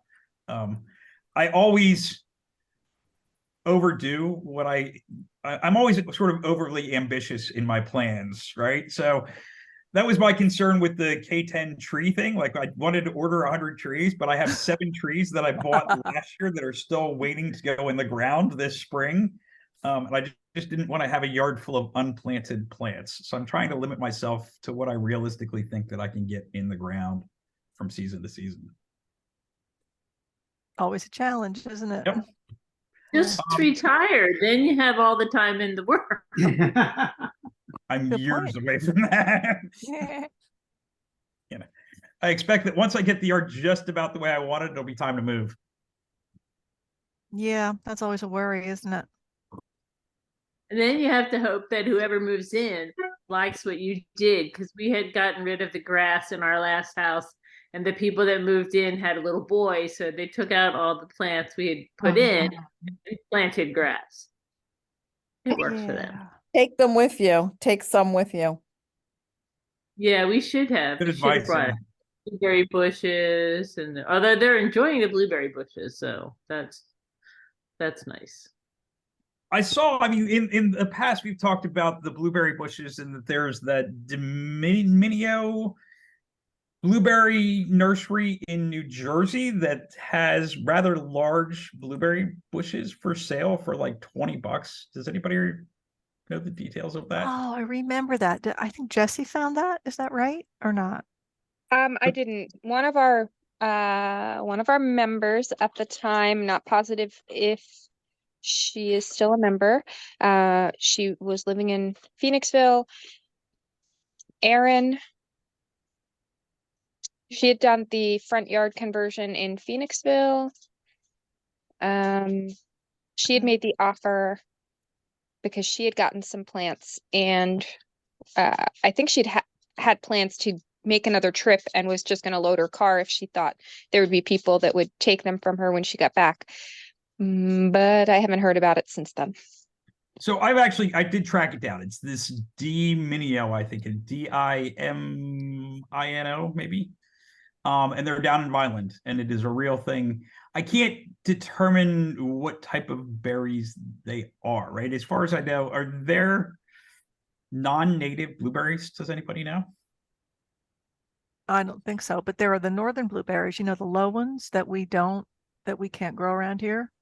I wish Yeah, blueberry. right now High they bush. have they have up to 4-foot tall, 3-year-old organic blueberry bushes for $15 each. It's DiMeo, Dimeo I saw Farms that. You're in right. Hamilton. Yeah. Ooh. Yeah, too bad the deer eat them. Yeah, but we, knock on wood, we haven't, I mean, we planted 3 strawberry bushes last year. They're just about the only things we have cages, because in the book where it has strawberry bushes, the very last line says deer candy. Yeah. Strawberry, yes. And the strawberry bush, yeah. So I want to have blueberry bushes, and I will cage them. They have 28 varieties. Fast shipping. Oh yeah, they do ship. I'm Sounds like getting a some. trip to Hamilton, I'm New just Jersey, leaving- everybody's future. I'm just leaving that page up. I'm just gonna order some. I thought that all the blueberries were native, but almost all of them are cultivars at this point. Also true. Right, that's why they have 20 or 30 varieties, because they have Blue Jay and Blue Ray and Yeah. all the cultivars. I love blueberries. So while I plant for wildlife 90% of the time, if I plant blueberries, I'm definitely I don't mind sharing, but they're going to be for me. Do you net Susan, them? Oh, sorry. sorry, Susan. I have low bush blueberry here also. Do you? They're not supposed to like our heat, the northern blueberries. They're young, but they're doing okay. I have them actually underplanted, so they get mostly shade because they are almost like a ground cover for me, but they're doing well in their second and third year, fourth Well, year in one planting. You know what? That's how they grow in Maine. They're a woodland. Yeah. They're like the ground cover in the woods. The only time they would get sun is in the God. winter, when the deciduous stuff is down, like the alders that are above them. But they like it wet, and I know you have wet. Yeah. They need, mine. You know what? Mine are on my mound. It's the only place I have water. There you go. Yeah, but I And have I to get- fence them. I get tons of high bush blueberries, plenty to share, but plenty to eat. Seriously, do you net them from the birds? Not at all. Nope. What I Oh, found though is that I have elderberries and arrowwood viburnums that are berrying around the same time, and the birds are more interested in them than the blueberries. So I kind of have distraction crops that I don't take from, and then the blueberries are mine. that's interesting. That works with sour cherries. They say that, oh gosh, what is it? Mulberries bloom at the same time and the birds would rather eat the mulberries. And that's been my limited experience here, is that we can get cherries because we have enough mulberries for them.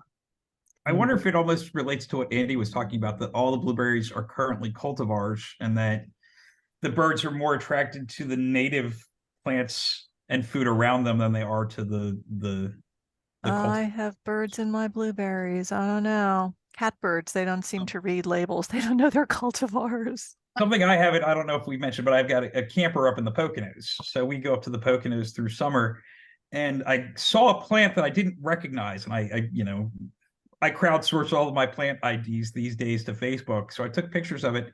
And it turns out they're actually wild huckleberries, which is not something I had ever seen outside of that area. Oh yeah, they're black, right? Almost black. And the plants are very low to the ground, small, and very almost like a small ground cover. They don't get much above your thigh. That's cool. Yeah. Boy, this website is great. We have to get these blueberries. All right, so I think we're just about wrapped up here. I think the only thing we sort of have to go through is the educational opportunities. This time of year, the plant sales have not been announced. Jesse, you weren't here when Mark mentioned, but I don't know if you saw that Brandywine's not having their native plant sale this year. So, couple things just to mention. So, February 15th, how exotic shrubs and berries altered birds' plumage. That was one of the things that I mentioned today. I just saw that pop up. Did you add that, Judy? Or was that on there? Did I what? I didn't add anything. Okay, I didn't. Was that up there? Maybe I just didn't see it. But I was very interested in that talk because I think it's very interesting. It'll be interesting to see. Solitary bee hotels, Jenkins Arboretum, February 15th. Beetles, butterflies, bumblebees, and other pollinators, Bowman's Hill webinar at 2 p.m. February 18th. Native plant trivia at the Brandywine Conservancy, virtual 7 p.m. February 21st. February 27th, 18 trees to plant in a changing climate. That also sounds like a great talk. Best practices for pollinators summit, Xerces Society. That's a 2-day event, and I'm assuming that's webinar as well. That's virtual as well. Backyard Bugs, Jenkins Arboretum. March 2nd, Trees in Winter, Bowman's Hill. Mysterious Moths in March. Spring Ephemeral Wildflowers, it's just about that season. March 6th, with the Pennsylvania Native Plant Society at the Lancaster Public Library. Also on March 6th, Creating Gardens for Wildlife, Why and How, Northeast Pollinator Society. March 12th, Digging Deeper, Exploring Native Plant Communities, Brandywine Conservancy. March 16th, Why Pollinators Matter and How to Create a Pollinator Certified Garden, which I think I'm going for definitely that. I'm looking for my pollinator certification. Amphibians and Vernal Pools, Love is in the Water, Climbers Mountain Nature Run. March 19th, Native Plants Are for the Birds, Brandywine Conservancy. That's really it in terms of stuff that was on the agenda tonight. I would like to mention that next month's talk will focus on Keystone species. How depth we're going to get into that, I'm unsure at this point in time. Anybody has ideas for what they want to talk about in upcoming presentations, feel free to kind of reach out. We are looking for ideas for in-person events. So we talked about April going to Jenkins Arboretum for an in-person gathering in April. They open up in April, and we're trying to decide the best day to do that. It's starting to look like the end of April. Is that correct, Susan? Susan's into the Blueberry site. Oh, right. I think we're just looking at a Saturday. Okay. I think they open the first weekend. So whatever we decide, it will be posted. Okay. So And that is a fun TBD. garden shop too. Yes. That's an awesome garden shop. It's one I'm of my very excited for favorites. that. And honestly, looking at that map of like the heat map of where our members are, Jenkins Arboretum is sort of right there in the thick of things. So It's I a good hope location, yeah. lots of membership involvement in that. I think it's close to a lot of us. And I hope that everybody comes out and joins us. I Yeah. hope it's a good day for it. So that's it. I think everybody on here is active members, but if you're not an active member and are interested in joining, National now provides us with a QR code, which you see on your screen now, which I think is pretty nice. We're going to print that and bring that to in-person events to share with other people that will be on our tables at future tabling events. Rick, I had, it's the first time that I've been monitoring the requests for the Zoom link from people who aren't members, but who get our emails. I had at least 6 people who are not members ask me for the Zoom link. So Okay. I don't know if they're on tonight, but I thought that was pretty cool. I wanted to let you know that it might not be all members. It's hard to know. Right. This But will be uploaded to the YouTube channel. I got to figure that out. Jesse has done that in the past, and I think I can do it.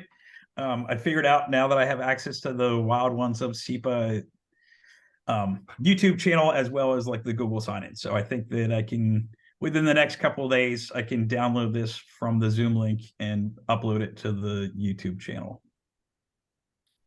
I had a quick Again, that's sort of it. question. Go ahead. What's the best way to just kind of stay updated about all of the events? Is email like where you do most of the consistent sharing, or would it be Facebook, or? It's usually Facebook. It's usually Facebook, right? Yeah. And Okay. Susan does a great job of putting all those events in the newsletter. So if you get the newsletter, those will have most of the events listed as well. Everything that we use a lot of these slides, or Susan uses a lot of these slides and takes information directly from these slides and puts it in the newsletter. So if you see it here, you'll see it in the newsletter probably within a couple days of the meeting. The only thing we would miss is events that pop up suddenly that we haven't been aware of. And unfortunately, we can't post non-Wild Ones events on our webpage, which is why we post them in Facebook. So events from other places, Facebook is the best place to find out about them, from us anyway. So open forum. Who has something they want to discuss? Upcoming events, suggestions for in-person events, fair game, plant wish list for the year. Anybody planning anything, looking for something specific?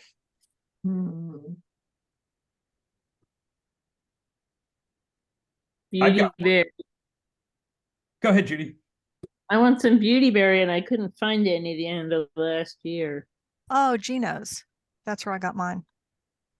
Gino's? Where is Gino's? Newtown Square. It's going to be an hour. It's an hour for me, so it's maybe an hour and 15 for you. Look up Gino's Nursery and Yeah, I can probably get to Wait, Newtown Square. is Newtown Square right? Hang on. I'm not good with Bucks County. Newtown Square or Newtown? Is it Newtown? Somehow I think it is Newtown. I'm looking it up. It's right in now, Judy. Newtown. It's just on Newtown. Second Street Pike. Yeah, Newtown Square Okay. is down mainline someplace. Yeah. Yeah. Okay, I have a link open to that. Okay. Since Collins blueberry. closed, that was another good source, but no more Collins. Gino's is They good. open okay. April something. Yeah, third First week in is April. Yeah.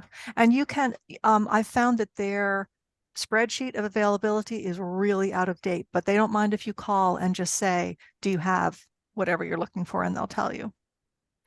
And sometimes they have it hidden up in their other greenhouse, in their propagating greenhouse. And if it's ready, they'll bring it down for you. Oh, that's super. Oh, they are really good. Yeah. That might be my favorite. My favorite. Looking for shrubby St. John's wort. Yeah. A small garden space that I want to fill, and I think it'll fill nicely. Oh, Marilyn shared some of that a year or two ago. That's where mine came from. Okay. Yeah, I don't know if she's still on. They are really nice. You're right, but they were hard to find. I couldn't find them in a nursery. Last year, I picked up an aromatic sumac, which you mentioned during your small garden space, and I'm excited for that. I had it in the pot all summer, and I planted it in the fall after the leaves had dropped off. I hope it comes back this year. I'm very Oh, excited. I think it will. They're pretty hardy. Do you have the straight species or the grow low?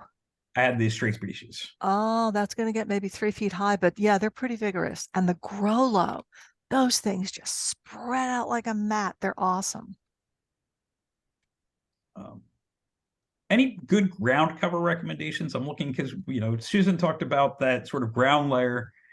And while I like sages and caryxes, I'm also looking for other suggestions. So I have native strawberries, which are going crazy at the moment. Who really took off. I bought 2 at Redbud early last year, and now it's in a dozen places in my yard. Really? Is it wet? They like it wet? It likes it sunny. Wherever I have sun, and even places like where I don't want it to grow, it is creeping in Oh, all over. You mean the teeny tiny little strawberries that we always thought were weeds? no, Yeah, I those think ones are- are weeds. No, and they're not even true strawberries, right? That's Potentia India. Potentella indica, I think. Potentella, yeah. Okay. So We'll pull them out. Yeah, pull it out. How do you say it, Susan? I'm sorry. Fragaria virginica, I Very think, Virginians, right? Yeah. or Virginiana, one of those. Virginia. Rick, Um, Rick, is yours pretty dense? Mine is just so sparse. It comes up everywhere, but it's like all over the place, but very thin. Right. It's sort of not thick. interesting is I mulched the whole area. I planted them, and then as the rudder started growing, I pulled back the mulch, and wherever I exposed the soil, they rooted. So I did a very similar thing where I had a bunch of like blue slate pavers, and they kind of filled in around the pavers, and as they filled in, I just pulled the pavers up and they filled in the black space in between. Good I have kids. areas that are densely carpeted. They've died back already this year, but I expect in spring that they will come right back. So are you looking for sun or shade ground cover? I'm looking for sun ground cover, Okay, because phlox stolonifera, that's for shade. which I have. Oh. It didn't do terribly well for me. I've got like 2 plants that I bought at one of the native plant nurseries, and I think it's just slow to kind of get going, or it's in the wrong spot. Oh. It must be in the wrong spot because mine go ape and they are a thick ground cover. Unlike the strawberry, you can't get anything in between phlox stolon. In fact, it overgrows tiarella, which is not nearly as aggressive. It's a really good spreader. Oh, pussy toes, Antonaria. That's a good sun ground cover. Oh gosh, they love the sun. Lyre leaf sage would be another one for sun. I haven't. Do they really form a mat though? I Well, had them do individual plants. they spread, but I don't know if they don't form a mat like the Antonaria does, but Right. Well, no, but they're pretty. You're right. So Yeah. Rick, bearberry, Arctostaphylos uva ursi, if you want it a little bit higher, maybe 6 inches. Right. What is partridge berry? I've also heard, right? Wait, so what is it? Is it partridge berry? Yes, Michella repens. Right. So that's a northern plant. So unless you have, I would say no afternoon sun and nice sandy acidic soil, you might be able to carry it off. My soils are acidic, but not terribly sandy, despite the fact that I live on a road that's called Sandy Hill You're Road. in Sandy Hill Road, that's right. And you know what? I think that they're not full sun. Does anybody else know Michella? I wouldn't put them in yeah, full I think sun. that's a woodland plant. Yeah, in the Woodland. woods. They grow in the woods, so I wouldn't So expose them to full writing sun. these all down. No. Rick Because is. the chat never, Rick, you're gonna write these all down, right? Then you can And send you it know out what? in an email to me because I forgot half of them already. For dead hot sun, snow flurry aster, heath aster. Okay, Heath Aster, I've seen. Yes. But the little Aster one, not Arcudi. it's a 2-foot mat. It is awesome. And it's just looks like snow for 2 weeks in the late summer. Yeah. It's I cool. bought toothed cinefoil, right? Is that Oh, cinquefoil, yeah. cinquefoil? Which also they said gets nice color and spreads pretty readily as a ground cover. Oh, is that potentilla? Yeah. I don't think so. Oh, we got that from Harold Sweetman. Potentilla. I'm not going to come up with the second name. But yeah, that's a nice ground cover. It's not really thick. It's more like bearberry. There are spaces in it, and the leaves do turn dark red in the fall. It's pretty. Yeah, that likes heat. That likes heat and sun. Oh, and he had cranberry. And anybody who went down there to Harold's nursery, do you remember the cranberry he had? These huge bushes draping over a rock border on a hillside. They were That fantastic. sounds lovely. Does anybody have luck with cranberry? Has anybody planted it in their I garden? have them. Okay. I do. I got some from him because I love them. I put them on a slope. It's a western exposure, so they get tons of sun, and it's the one place on my mound where they're going to be able to get some water because they don't need a bog, but they do need access to water. They're not drought plants. Okay. So they're doing all right. I got like 5 cranberries this year. But they're pretty. They're a pretty ground cover. They're not evergreen. They lost their leaves. Cool. But bearberry is evergreen. Pussy toes still has leaves on it. Phlox subulata. Yeah, subulata. It's a lot. Yeah, I did plant some of that last year from seed. And it came up this last year, but it did not flower last year. You raised that from seed. I did. Awesome. I did. Okay. You know what? Every year my Phlox subulata this time of year looks all bitten. And is something eating it? Do other people have that? It does not look like it's going to flower. No, mine looks raggedy. Oh, yeah, raggedy and bitten back. Okay. And is it going to come back? I hope so. Okay. Yeah, it came back last year. I hope it comes back this year. Like I said, I don't think I have it in the right spot. Mine is green and actually has one bloom on it right now. Oh, cool. And it's That's in the sun, right, weird. Jesse? It It's is in in- the sun. Yeah, they're sun lovers. And I think they like slopes because they like the sharp drainage. That's my sense of them. I think if you put them on a flat place and it got it all mucky, I don't think they'd be happy. Maybe the this is native a dying Pakistan- bloom then. The native Pachysandra should be a good ground cover, but ours grew very, very poorly where it is in a lot of shade. So I'm replacing it with ferns. I've never had it. The Allegheny birch. Right. It grew so poorly. I was extremely disappointed. We planted a lot of them. I think we planted 32 of them. And I think we have 5. Would that be a soil acidity thing? I think they might be kind of finicky about the soil pH. Oh, it certainly could be. And I think we have some fairly limey soil depending on, I'm on an outcrop of rock and it's a lot limier than one would expect. So if you've got something like that up there, it might just not be the pH that they're looking for. I've also heard that the natives are rather slow growers. I guess That everybody's one's slow. comparing it sort of the invasive Pachysandra, right? So like Mhm. by comparison, they grow at a rather snail's pace. Yeah, I've heard that. I've never tried them. Yeah, and nothing helped with the fact that we didn't have any rain last April or May either. So No, it was a horrible spring. Quite the opposite right at the moment, right? Yeah, if we could But just have this in everything April and that- May. yeah, but also everything that we planted in October, November has had large amounts of rain to help it get good, strong root systems over the winter. So that's Agreed. my hope at least. I Right. managed to write down some of the ground cover suggestions. Has anybody seen anything sort of popping up out of season or before it should be? I mean, I know we've got sort of Mm. Jesse, I asked that question because I saw you commented somebody was talking about native mountain mints, right? So their hoary mountain mint was popping up. Plenty of mountain mint. And Jesse made the comment that I've noticed as well. Like it never really dies back completely where I'm at. So it's always there's always low sprouters throughout winter in my mountain mint. Yeah. Yeah. Mm. Green. It's green down at the bottom. Green and purple. Yeah, it's really pretty. Yeah. Interesting. Oh, Pachyra. Of course, that's not a sun lover, but there's Pachyra obovata, which I haven't grown. I only have the aria, but Pachyra obovata. Now, Karen, I don't know if you know it. It's supposed to be able to tolerate more sun, and that is a really complete ground cover where it's The happy. aria will take sun too, as long as you're moist. Because Yeah. I have it in essentially full sun. I had planted it under a tree that died, so I was planning on shade, but it tolerated the full sun just fine. Cool. That's an awesome plant. And it's fully green, right? All winter. Mine have been green all winter. Yeah, it's like the greeny purple. Yep. Yeah, but The I mean, aria, yeah. yeah, it What doesn't was die the back. name of the other one? Pacra obovata Obovata. is supposed to tolerate drier soil, but it's hard to find.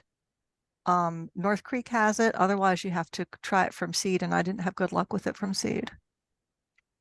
Everybody talks about how aggressive the Aria is and how like once you plant it, you'll kind of wish you hadn't. And I've tried to get it to grow in my woods, and something eats it every time I plant it. I don't know if it's the rabbits. I have a groundhog, but something Eats it just Pacra? disappears. Yeah. It just- Wow, nothing. Yeah, ours is tucked in along the edge of the woods, and it's doing great. Nothing. I haven't seen anything eating it. So my neighbor Rick- eliminated my groundhog over the winter, so maybe I'll see this year if it comes back. I have groundhogs, but I don't think I have rabbits. It might be rabbits. Could be. I mean, I definitely saw rabbit tracks. The foxes here take care of the rabbits, but they don't deal with the groundhogs. We have a couple of rabbits, and we've had groundhogs, and neither of them, as far as I can tell, has been eating the Pacra. Yeah, that's interesting that's- because I haven't seen anything eat the Packer, and from my yard, that's very unusual. I put a dozen of them in last summer, and one of them is alive. Aw, seriously? Wow. So You're I'm welcome to hoping see that here one if is in you'd the like right to try spot. again. Yeah. I think I'm just going to leave that one that grew in the right spot and maybe plant several more around that. If that one survived, hopefully others will as well. Yeah, I wonder if it was just the wrong spot, like you said. I have Not two pieces. exactly ground covers, but that are really interesting right now because of their basil rosettes. Primrose has amazingly interesting basil rosettes right now, and Lysimachia, the native loosestrife, Uh-huh. really pretty burgundy, like dark burgundy rosettes. So they are acting like ground covers in the winter because they're holding that ground and protecting it, but not true ground covers. So what's the native primrose? You're talking about Oenothera? Yeah, evening primrose. Evening primrose? Yeah. Yeah. Oh, Rosea or Missouriensis? Or Great Speciosa, the question. pink one? Fruticosa? No, it's a yellow one. Fruticosa. Okay, or Missouriensis. Gosh, did- I can't I find didn't mine at all. purchase it. It came in as a hitchhiker from a native plant nursery in something else that I purchased. One hitchhiker. Oh, And cool. now I have probably 40 of them. They're probably going to crowd out some other things. I'm going to have to figure that out. But they're really fun. fascinating over winter. And Speciosa is the pink, and Vienna is the yellow. Yeah, they're the Yeah. yellow ones. Right. And I'm- the BNS is the biennial, right? So that's the one that gets the first year rosette. And then the second year it will bloom. Oh, okay. You They're know, the pretty. deer pretty much eat Oenothera around here. I'm having difficulties with it. The deer eat it, but it's so hardy that like even if the deer come through and eat the tops, I've found that my primrose blooms in the fall and they tend to not get all of them. And from the smallest of bloom come hundreds of seeds. They're readily self-propagate. Maybe mine were in the wrong spot because the deer ate them right off the property. I love them. I call them sundrops. They're fantastic, but Right. I lost them. I think sundrops are different than the biennius. If I'm Yeah, I not, think they're a smaller, shorter species. They Right, might be yeah. Missouriensis. and I think the sundrops are perennials, where Yeah, they're the perennials. evening primrose are just biennials. They basil rosette the first year and then flower the second, and then Okay. they're done. I see. Even though this site is calling Fruticosa a perennial, you're saying it's not? Yeah, Fruticosa is perennial. Right. Oh, it is. Biennius Okay. is not a perennial. Oh, and that's the one that the deer can't seem to kill. Okay. But I love those sundrops. I've planted two and they come back year to year and they spread really readily. They get big and spread out along the ground very nicely. How tall are they? Mine don't get above my knees. Yeah. The Okay. primroses, I don't know, because hammered them pretty hard. So I think they might have gotten taller if the deer didn't come through once every 2 weeks and chew them to the ground. Oh, wow. Okay, I clearly have to find this. I may have some seeds if you want seeds. You're not going to get flowers this year, but you would get basil rosettes in the spring. Okay, I did go that would through be great. and pulled some. And I think they're one of the plants that like to be direct sown. Okay, They we have transplant. that. So I will throw some seeds in an envelope and next time we see each other, which will Oh, be thank you. in plant season here pretty directly. Yeah, I'd love to. Love to try them out.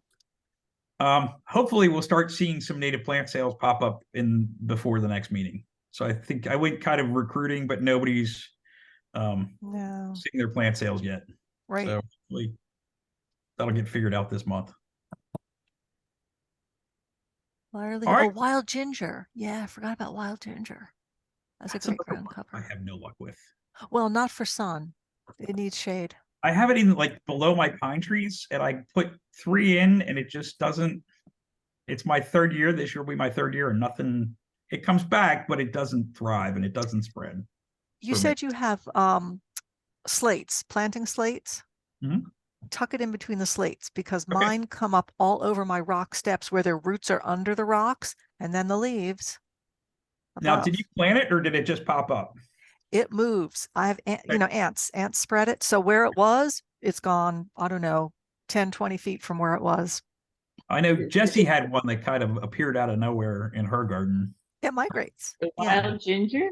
Yep. Yeah. And it'll find its favorite spots. Like I said, all up my stone steps, which are on the east side, which means they're relatively shaded from the hot sun, loves to grow under each little stone and around each little stone.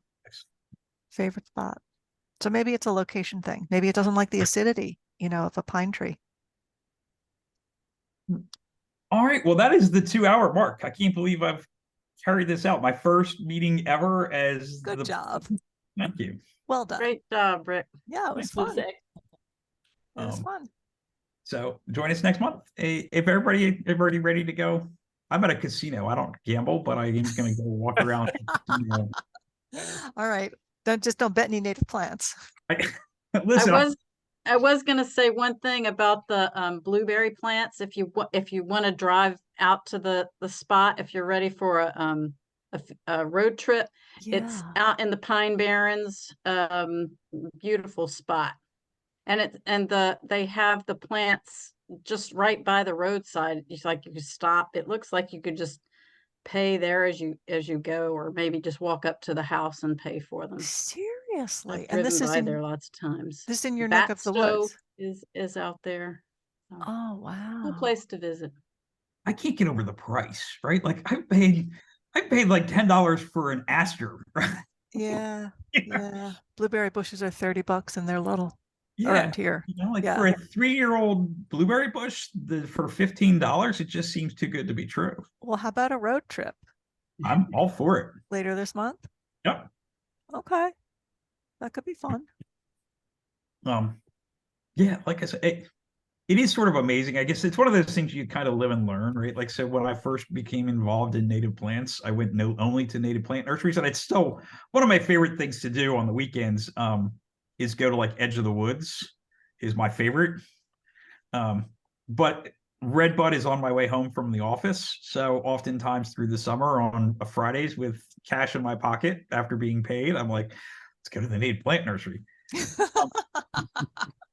You still get paid in cash? What is that stuff? I still get paid every week. Fun. Wow, that is easy to spend. You're right.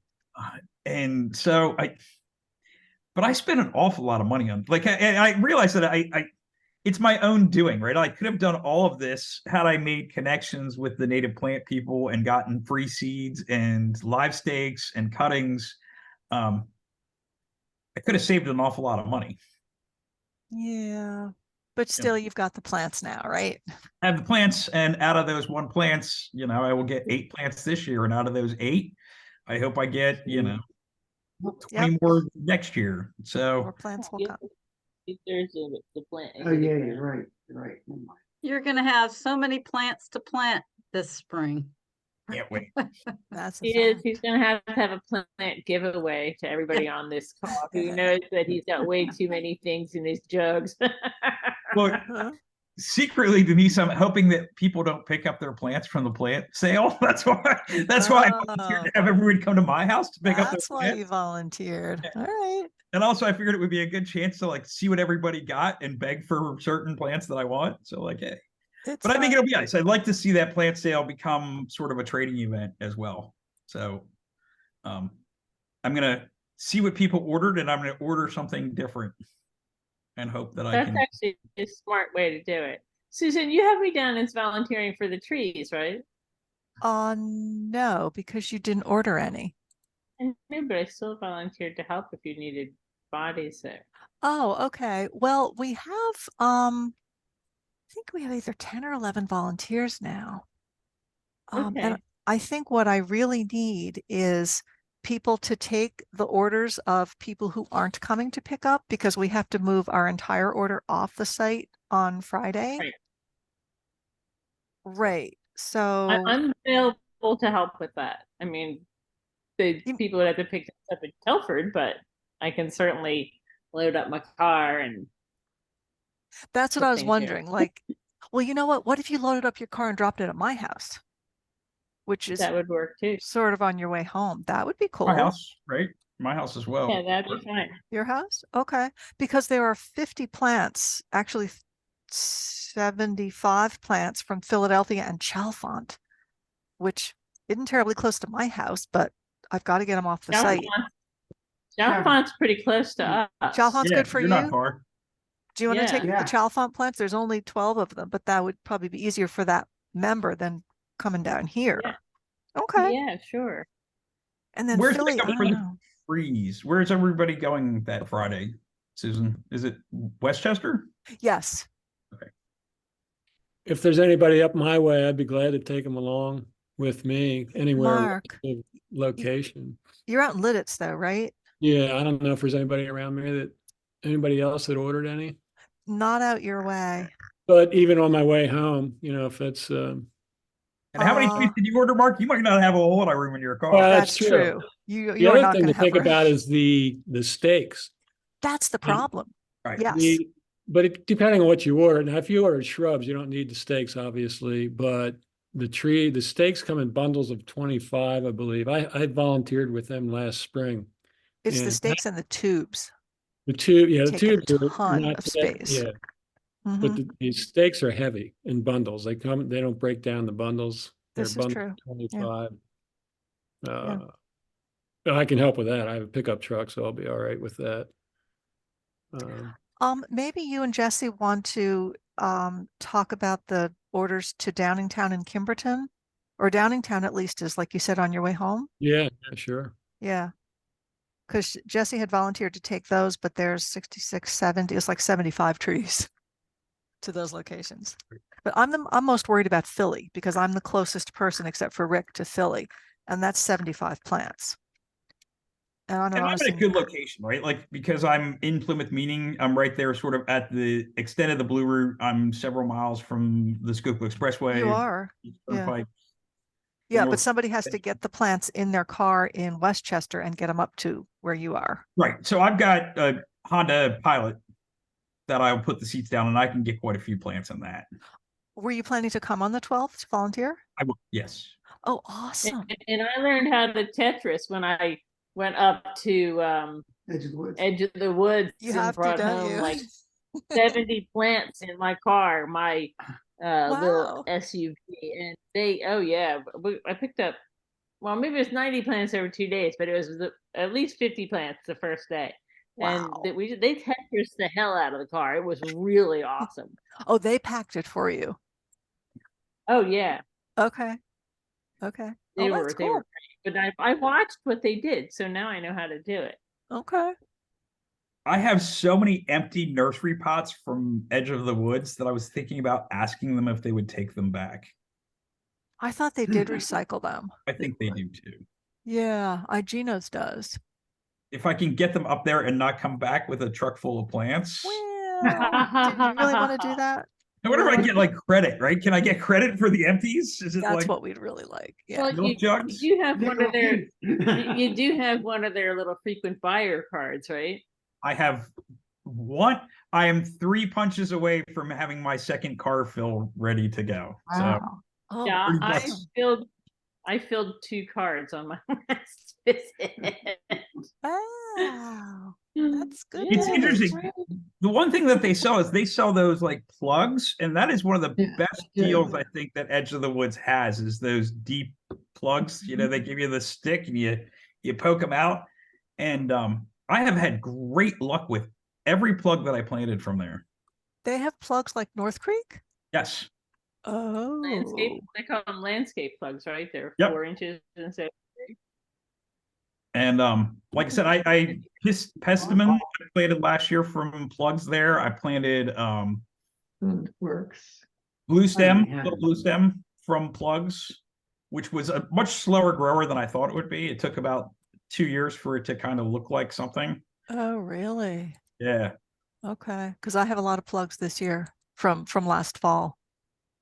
Yeah, I mean, it was tough because I planted them sort of I plopped them in the middle of a spot that wasn't necessarily clear. So then I kind of had to go through and, blade by blade, pick out the non-blue stem grass. So it was a little challenging, but they really took off over the winter and they're beautiful. They all went to seed this year. They look great even still. Oh, good. Yeah, I'm hoping mine come back. It's weird not having Jesse talking. Yeah. So is the Jesse running these meetings that like her silence is uncomfortable. She's probably enjoying this. I'm sure she is. She is enjoying not talking. I am digging it for sure. Well, you certainly put your time in, Jesse, so enjoy. Yeah. Yeah. I don't know how long I'll be able to last in this position, but I'm committed for at least the year, so we're good. Yeah, thank you. Yeah, it was a great meeting. Thank you. Thanks. I mean, you're right, Right. Rick, the sharing of ideas and things, that's really good. It translates great during the meeting. It's not going to translate as well on the YouTube videos as our past presentations, right? But hopefully people will watch the YouTube videos and be more apt to come to the meetings and participate. Right. And if nothing else, they'll get, because they don't see the chat in the YouTube videos, but all the names of the plants have been mentioned and links have been mentioned, and they can get all the rest of the information that way. Right. I can't read the chat either, Judy, so I don't like glasses on to read it. Oh yeah, well, I just leaning forward, so it's a good thing I have my video off, or you'd be bidding like my nose. So it's just the diehards left. Live events, in-person events, thoughts, suggestions? Let's schedule that. Sorry? I said, I think in person would be awesome. Yeah, let's schedule that Jenkins event right now. Let's just pick a day and time because it needs to go in the newsletter, and I'm going to send Rick the newsletter tonight. It's Second done. Saturday in April.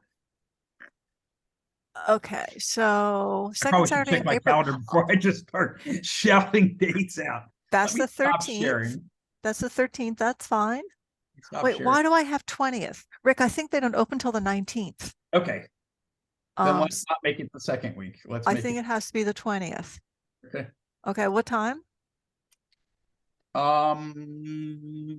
Saturday at Yeah. 11 o'clock. Okay, they open at 9, so Not they'll too early, be not open. too late. Okay, so I'll just say meet in Garden Shop. It's a small shop. Everybody can find anybody else. Okay, good-o. And then we've already got March 6th for Keystone Plants, although we need a presenter. And then I have nothing for May. Put a native plant in your lapel so you can be recognized. In your lapel. We're going to put it in our hair. The women will put it in our hair. May, I'm hoping to do the Octoraro Farm propagation Oh, tour. yes. How's that going? I That know. May? Yeah, we're looking for dates, Yeah. right?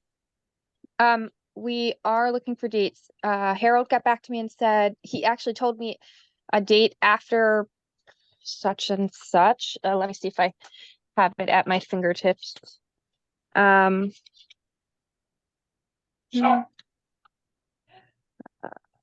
Or of Octavero Farm after May 10th. So, Okay, does he do weekends? he didn't specify. I thought that we could come up with a few dates and give him, to see which would work better for him. I guess after May 10th, they're like done with their biggest propagation push. Production, right? Yeah. So when would we want to schedule it?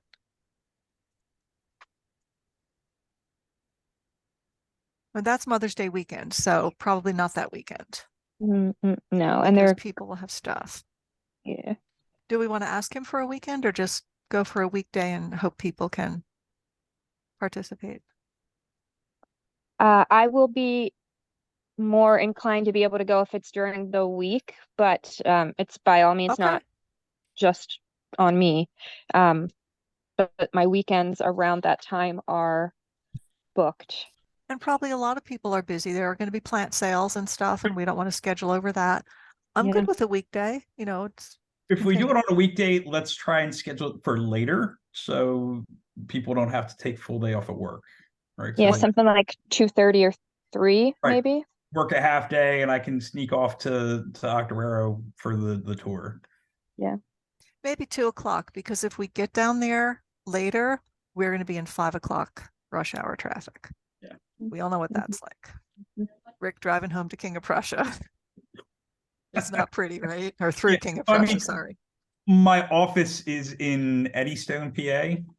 So it is the Blue Route. I'm in the old Where's Baldwin that? Locomotive Factory. So it's Chester. It's the very bottom of the Blue Route.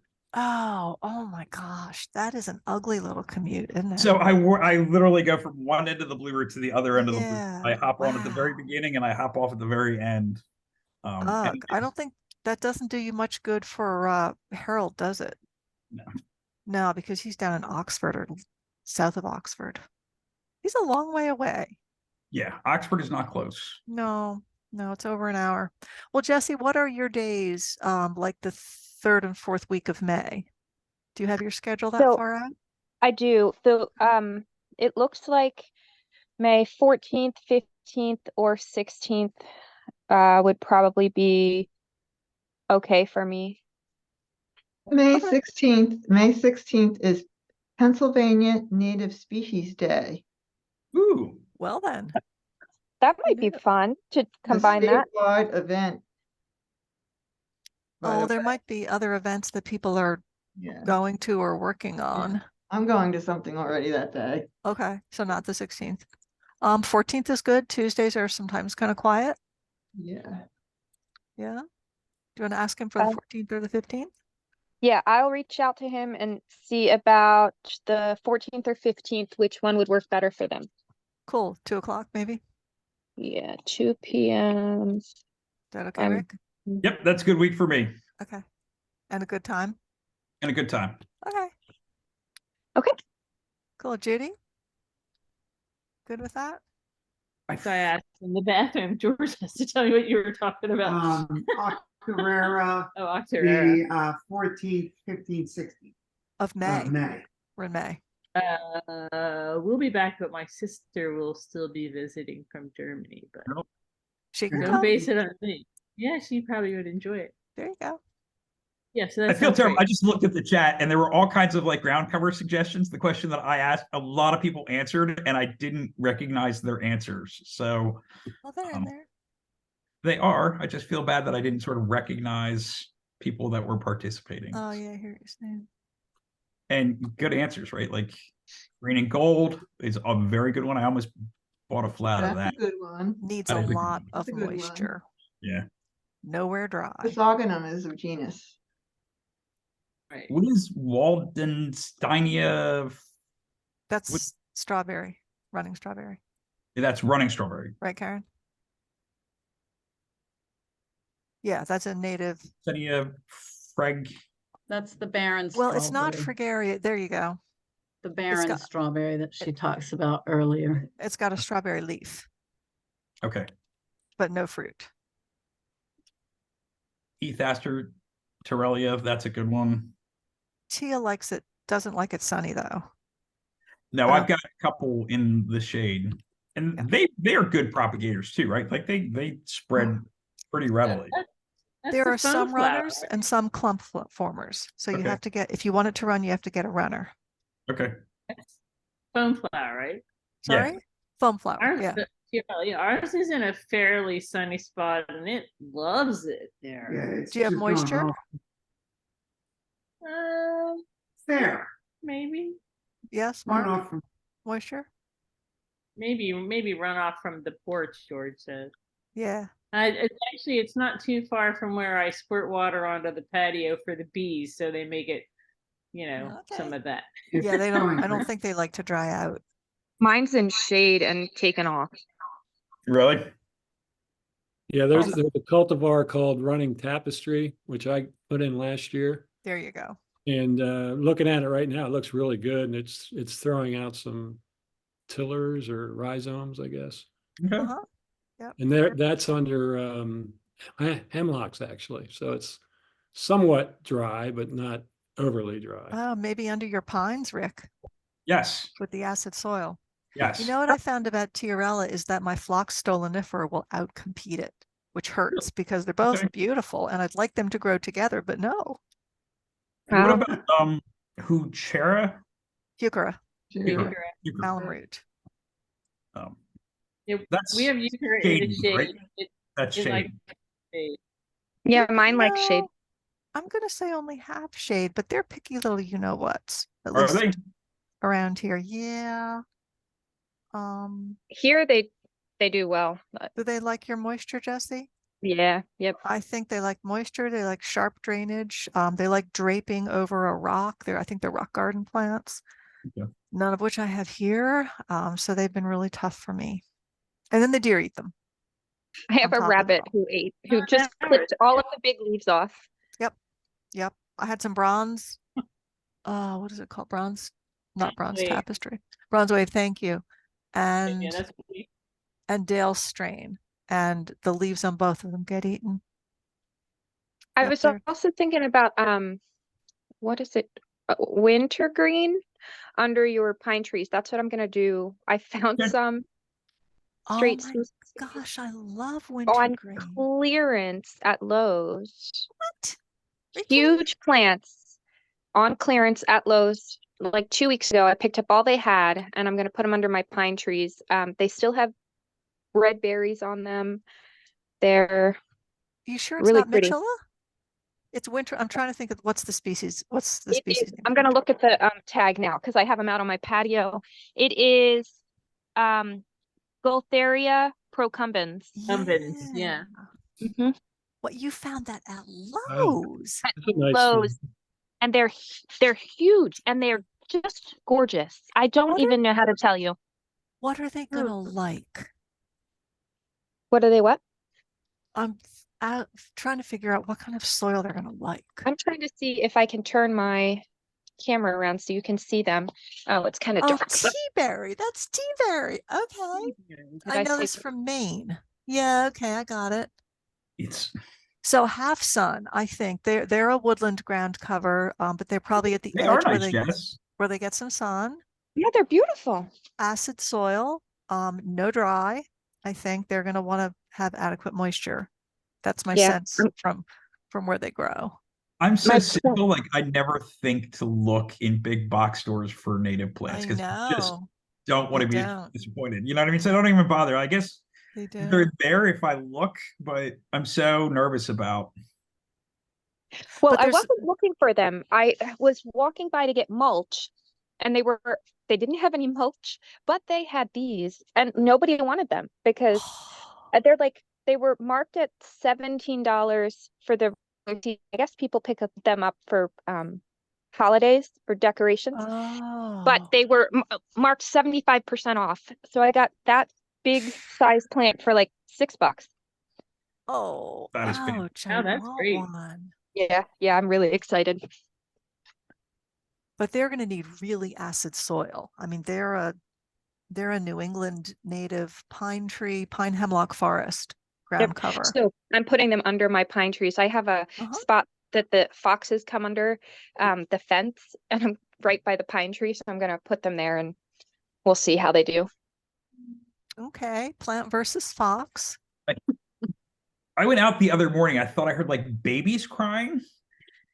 And I walk out and there's a fox. And then I look 20 yards beyond it is another fox. And they were screaming back and forth at each other. And I was just like, Oh, they're Yeah, Yeah, it's mating courting. season. They're Yeah. courting. Mm-hmm. Because I've heard the owls, they're courting too. Yep. It's That is super cool, cool. Rick. So you're going to have foxes on Sandy Yeah. Hill Road. Look at that. Yep. It is Alright. awesome. And you'll see when you guys come to my house for the plant pickup. It's kind of cool because we live in an area that has fairly large 1 acre lots. So my lot's like 9/10 of an acre. And the nice part is nobody really has fences. So there's like a natural corridor that the wildlife can come traipsing up and down, which explains why I had, 8 deer in my yard last week. Right. And you're not far from the golf course, correct? I'm not. I am not. Right. So that's deer heaven and fox heaven too. Yep. So yeah, I expect you do have plenty of 4-footed wildlife around there. I mean, you're in an older neighborhood, so it's well developed, like you said, well shaded. It's not one of these brand new developments that pops up on farmland that's devoid of everything. I didn't really notice it until it snowed. Right. So this year we had snow, and like a week after I snowed, it was cold enough that the snow was still there, and it was just riddled with You saw the feet. all kinds of tracks. Uh-huh. Cool. Makes me happy I moved out of downtown Conshohocken. Oh yeah. Not as much wildlife down there. Although we had beavers in Conshohocken for a while. All right. Well, that's On the creek, really. story for another day. That's actually cool. That's good wildlife. Thank you, everybody, Right. for being my We're gonna first drop. successful. Thank you, Great Rick. job, Rick. Good night, And- everybody. Great Good job. night, everybody. Good night. Thanks, Y'all Rick. soon. It's a pleasure. Not Rick, hang on a second. Rick, hang on a second. The slides with the images behind them, I found a little hard to read. George couldn't read them at all. 10 Okay. lines of text, probably too many lines of text on a slide. Yep. And I hate that font. The font, it's a serif font. It's not clear. It's The new terribly font? hard. Yeah, the one that most of the slides were in. It's got serifs. It's just not hard. It's just, I don't like it. I mean, I know you need to use it, and that's fine. I don't have to if use it's it. fewer lines and if the text is bolded, might make it easier to read as well. Okay. And the pictures we find were very pretty, but old people have trouble reading things like No, that. listen, and I want everything to be accessible. I do not, want to impose my. So Lato is what they're asking us to use. So here, let me share my screen quick.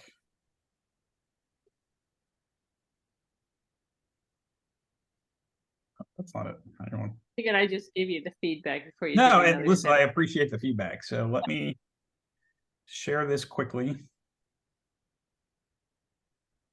You see my screen? Yes. So that is Lato Black, which they're suggesting we use for the headings. Okay. And this is Laura, but you're right. That is not a sans serif font. Right. So that is Yeah. the one that you guys had issue with?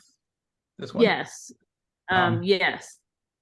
Okay, that's fine. I We'll just mean, use if- Arial. I think if you bolded it, it might be easier to read, especially when if you have an image as the background, or if you can make the images in the background be maybe a little bit more transparent, like the ones where Okay. you had actual photographs behind them. That one I thought was fine, and so did George. And you Okay. don't have to do these things because I read it. Yeah, so that's hard to read. Yeah. I really kind of wanted people to see that photo behind it, but I what I'm trying to understand. figure out, Yeah. and I did it very well. I don't know if you saw, but I was able to do when I did like the member survey that I had like a link inside the slide that I was able Yeah, to. that's really cool. Yeah. Check the members site. So that is like in the chapter update section. And if you, it Mhm. takes a little while to load, but that's a neat feature in the members area that has that, That map. here, this map. Yeah, that was cool. That was very cool, actually, seeing the map. Because I was like, I'm trying to figure out where we live. We're a little tiny speck. Can you burrow into it? Like if you click on something, Yeah, does it so- take you deep? Okay. we have access, I think, and you especially as membership, you can click on each one of those and it'll tell you how many members live in those lit squares. Okay. Oh, that's cool. Okay. So All right. definitely I'll worth do checking that. out. So Excellent. All right. All right. Well, I just wanted to pass on my thoughts because I would certainly forget about it. And no, thanks, it- Rick, you did a great. they're not unheard. You will probably not see. You will see Ariel on next month's slides. Or Verdana or something. Yeah. All right. Cool. Super. Well, It thanks. was a great meeting. Really Thanks, excellent. Judy. Thanks. All right. Thanks. We'll talk to you Good later. night, Judy, George, Justin, Good Karen. night. Thanks for joining. You.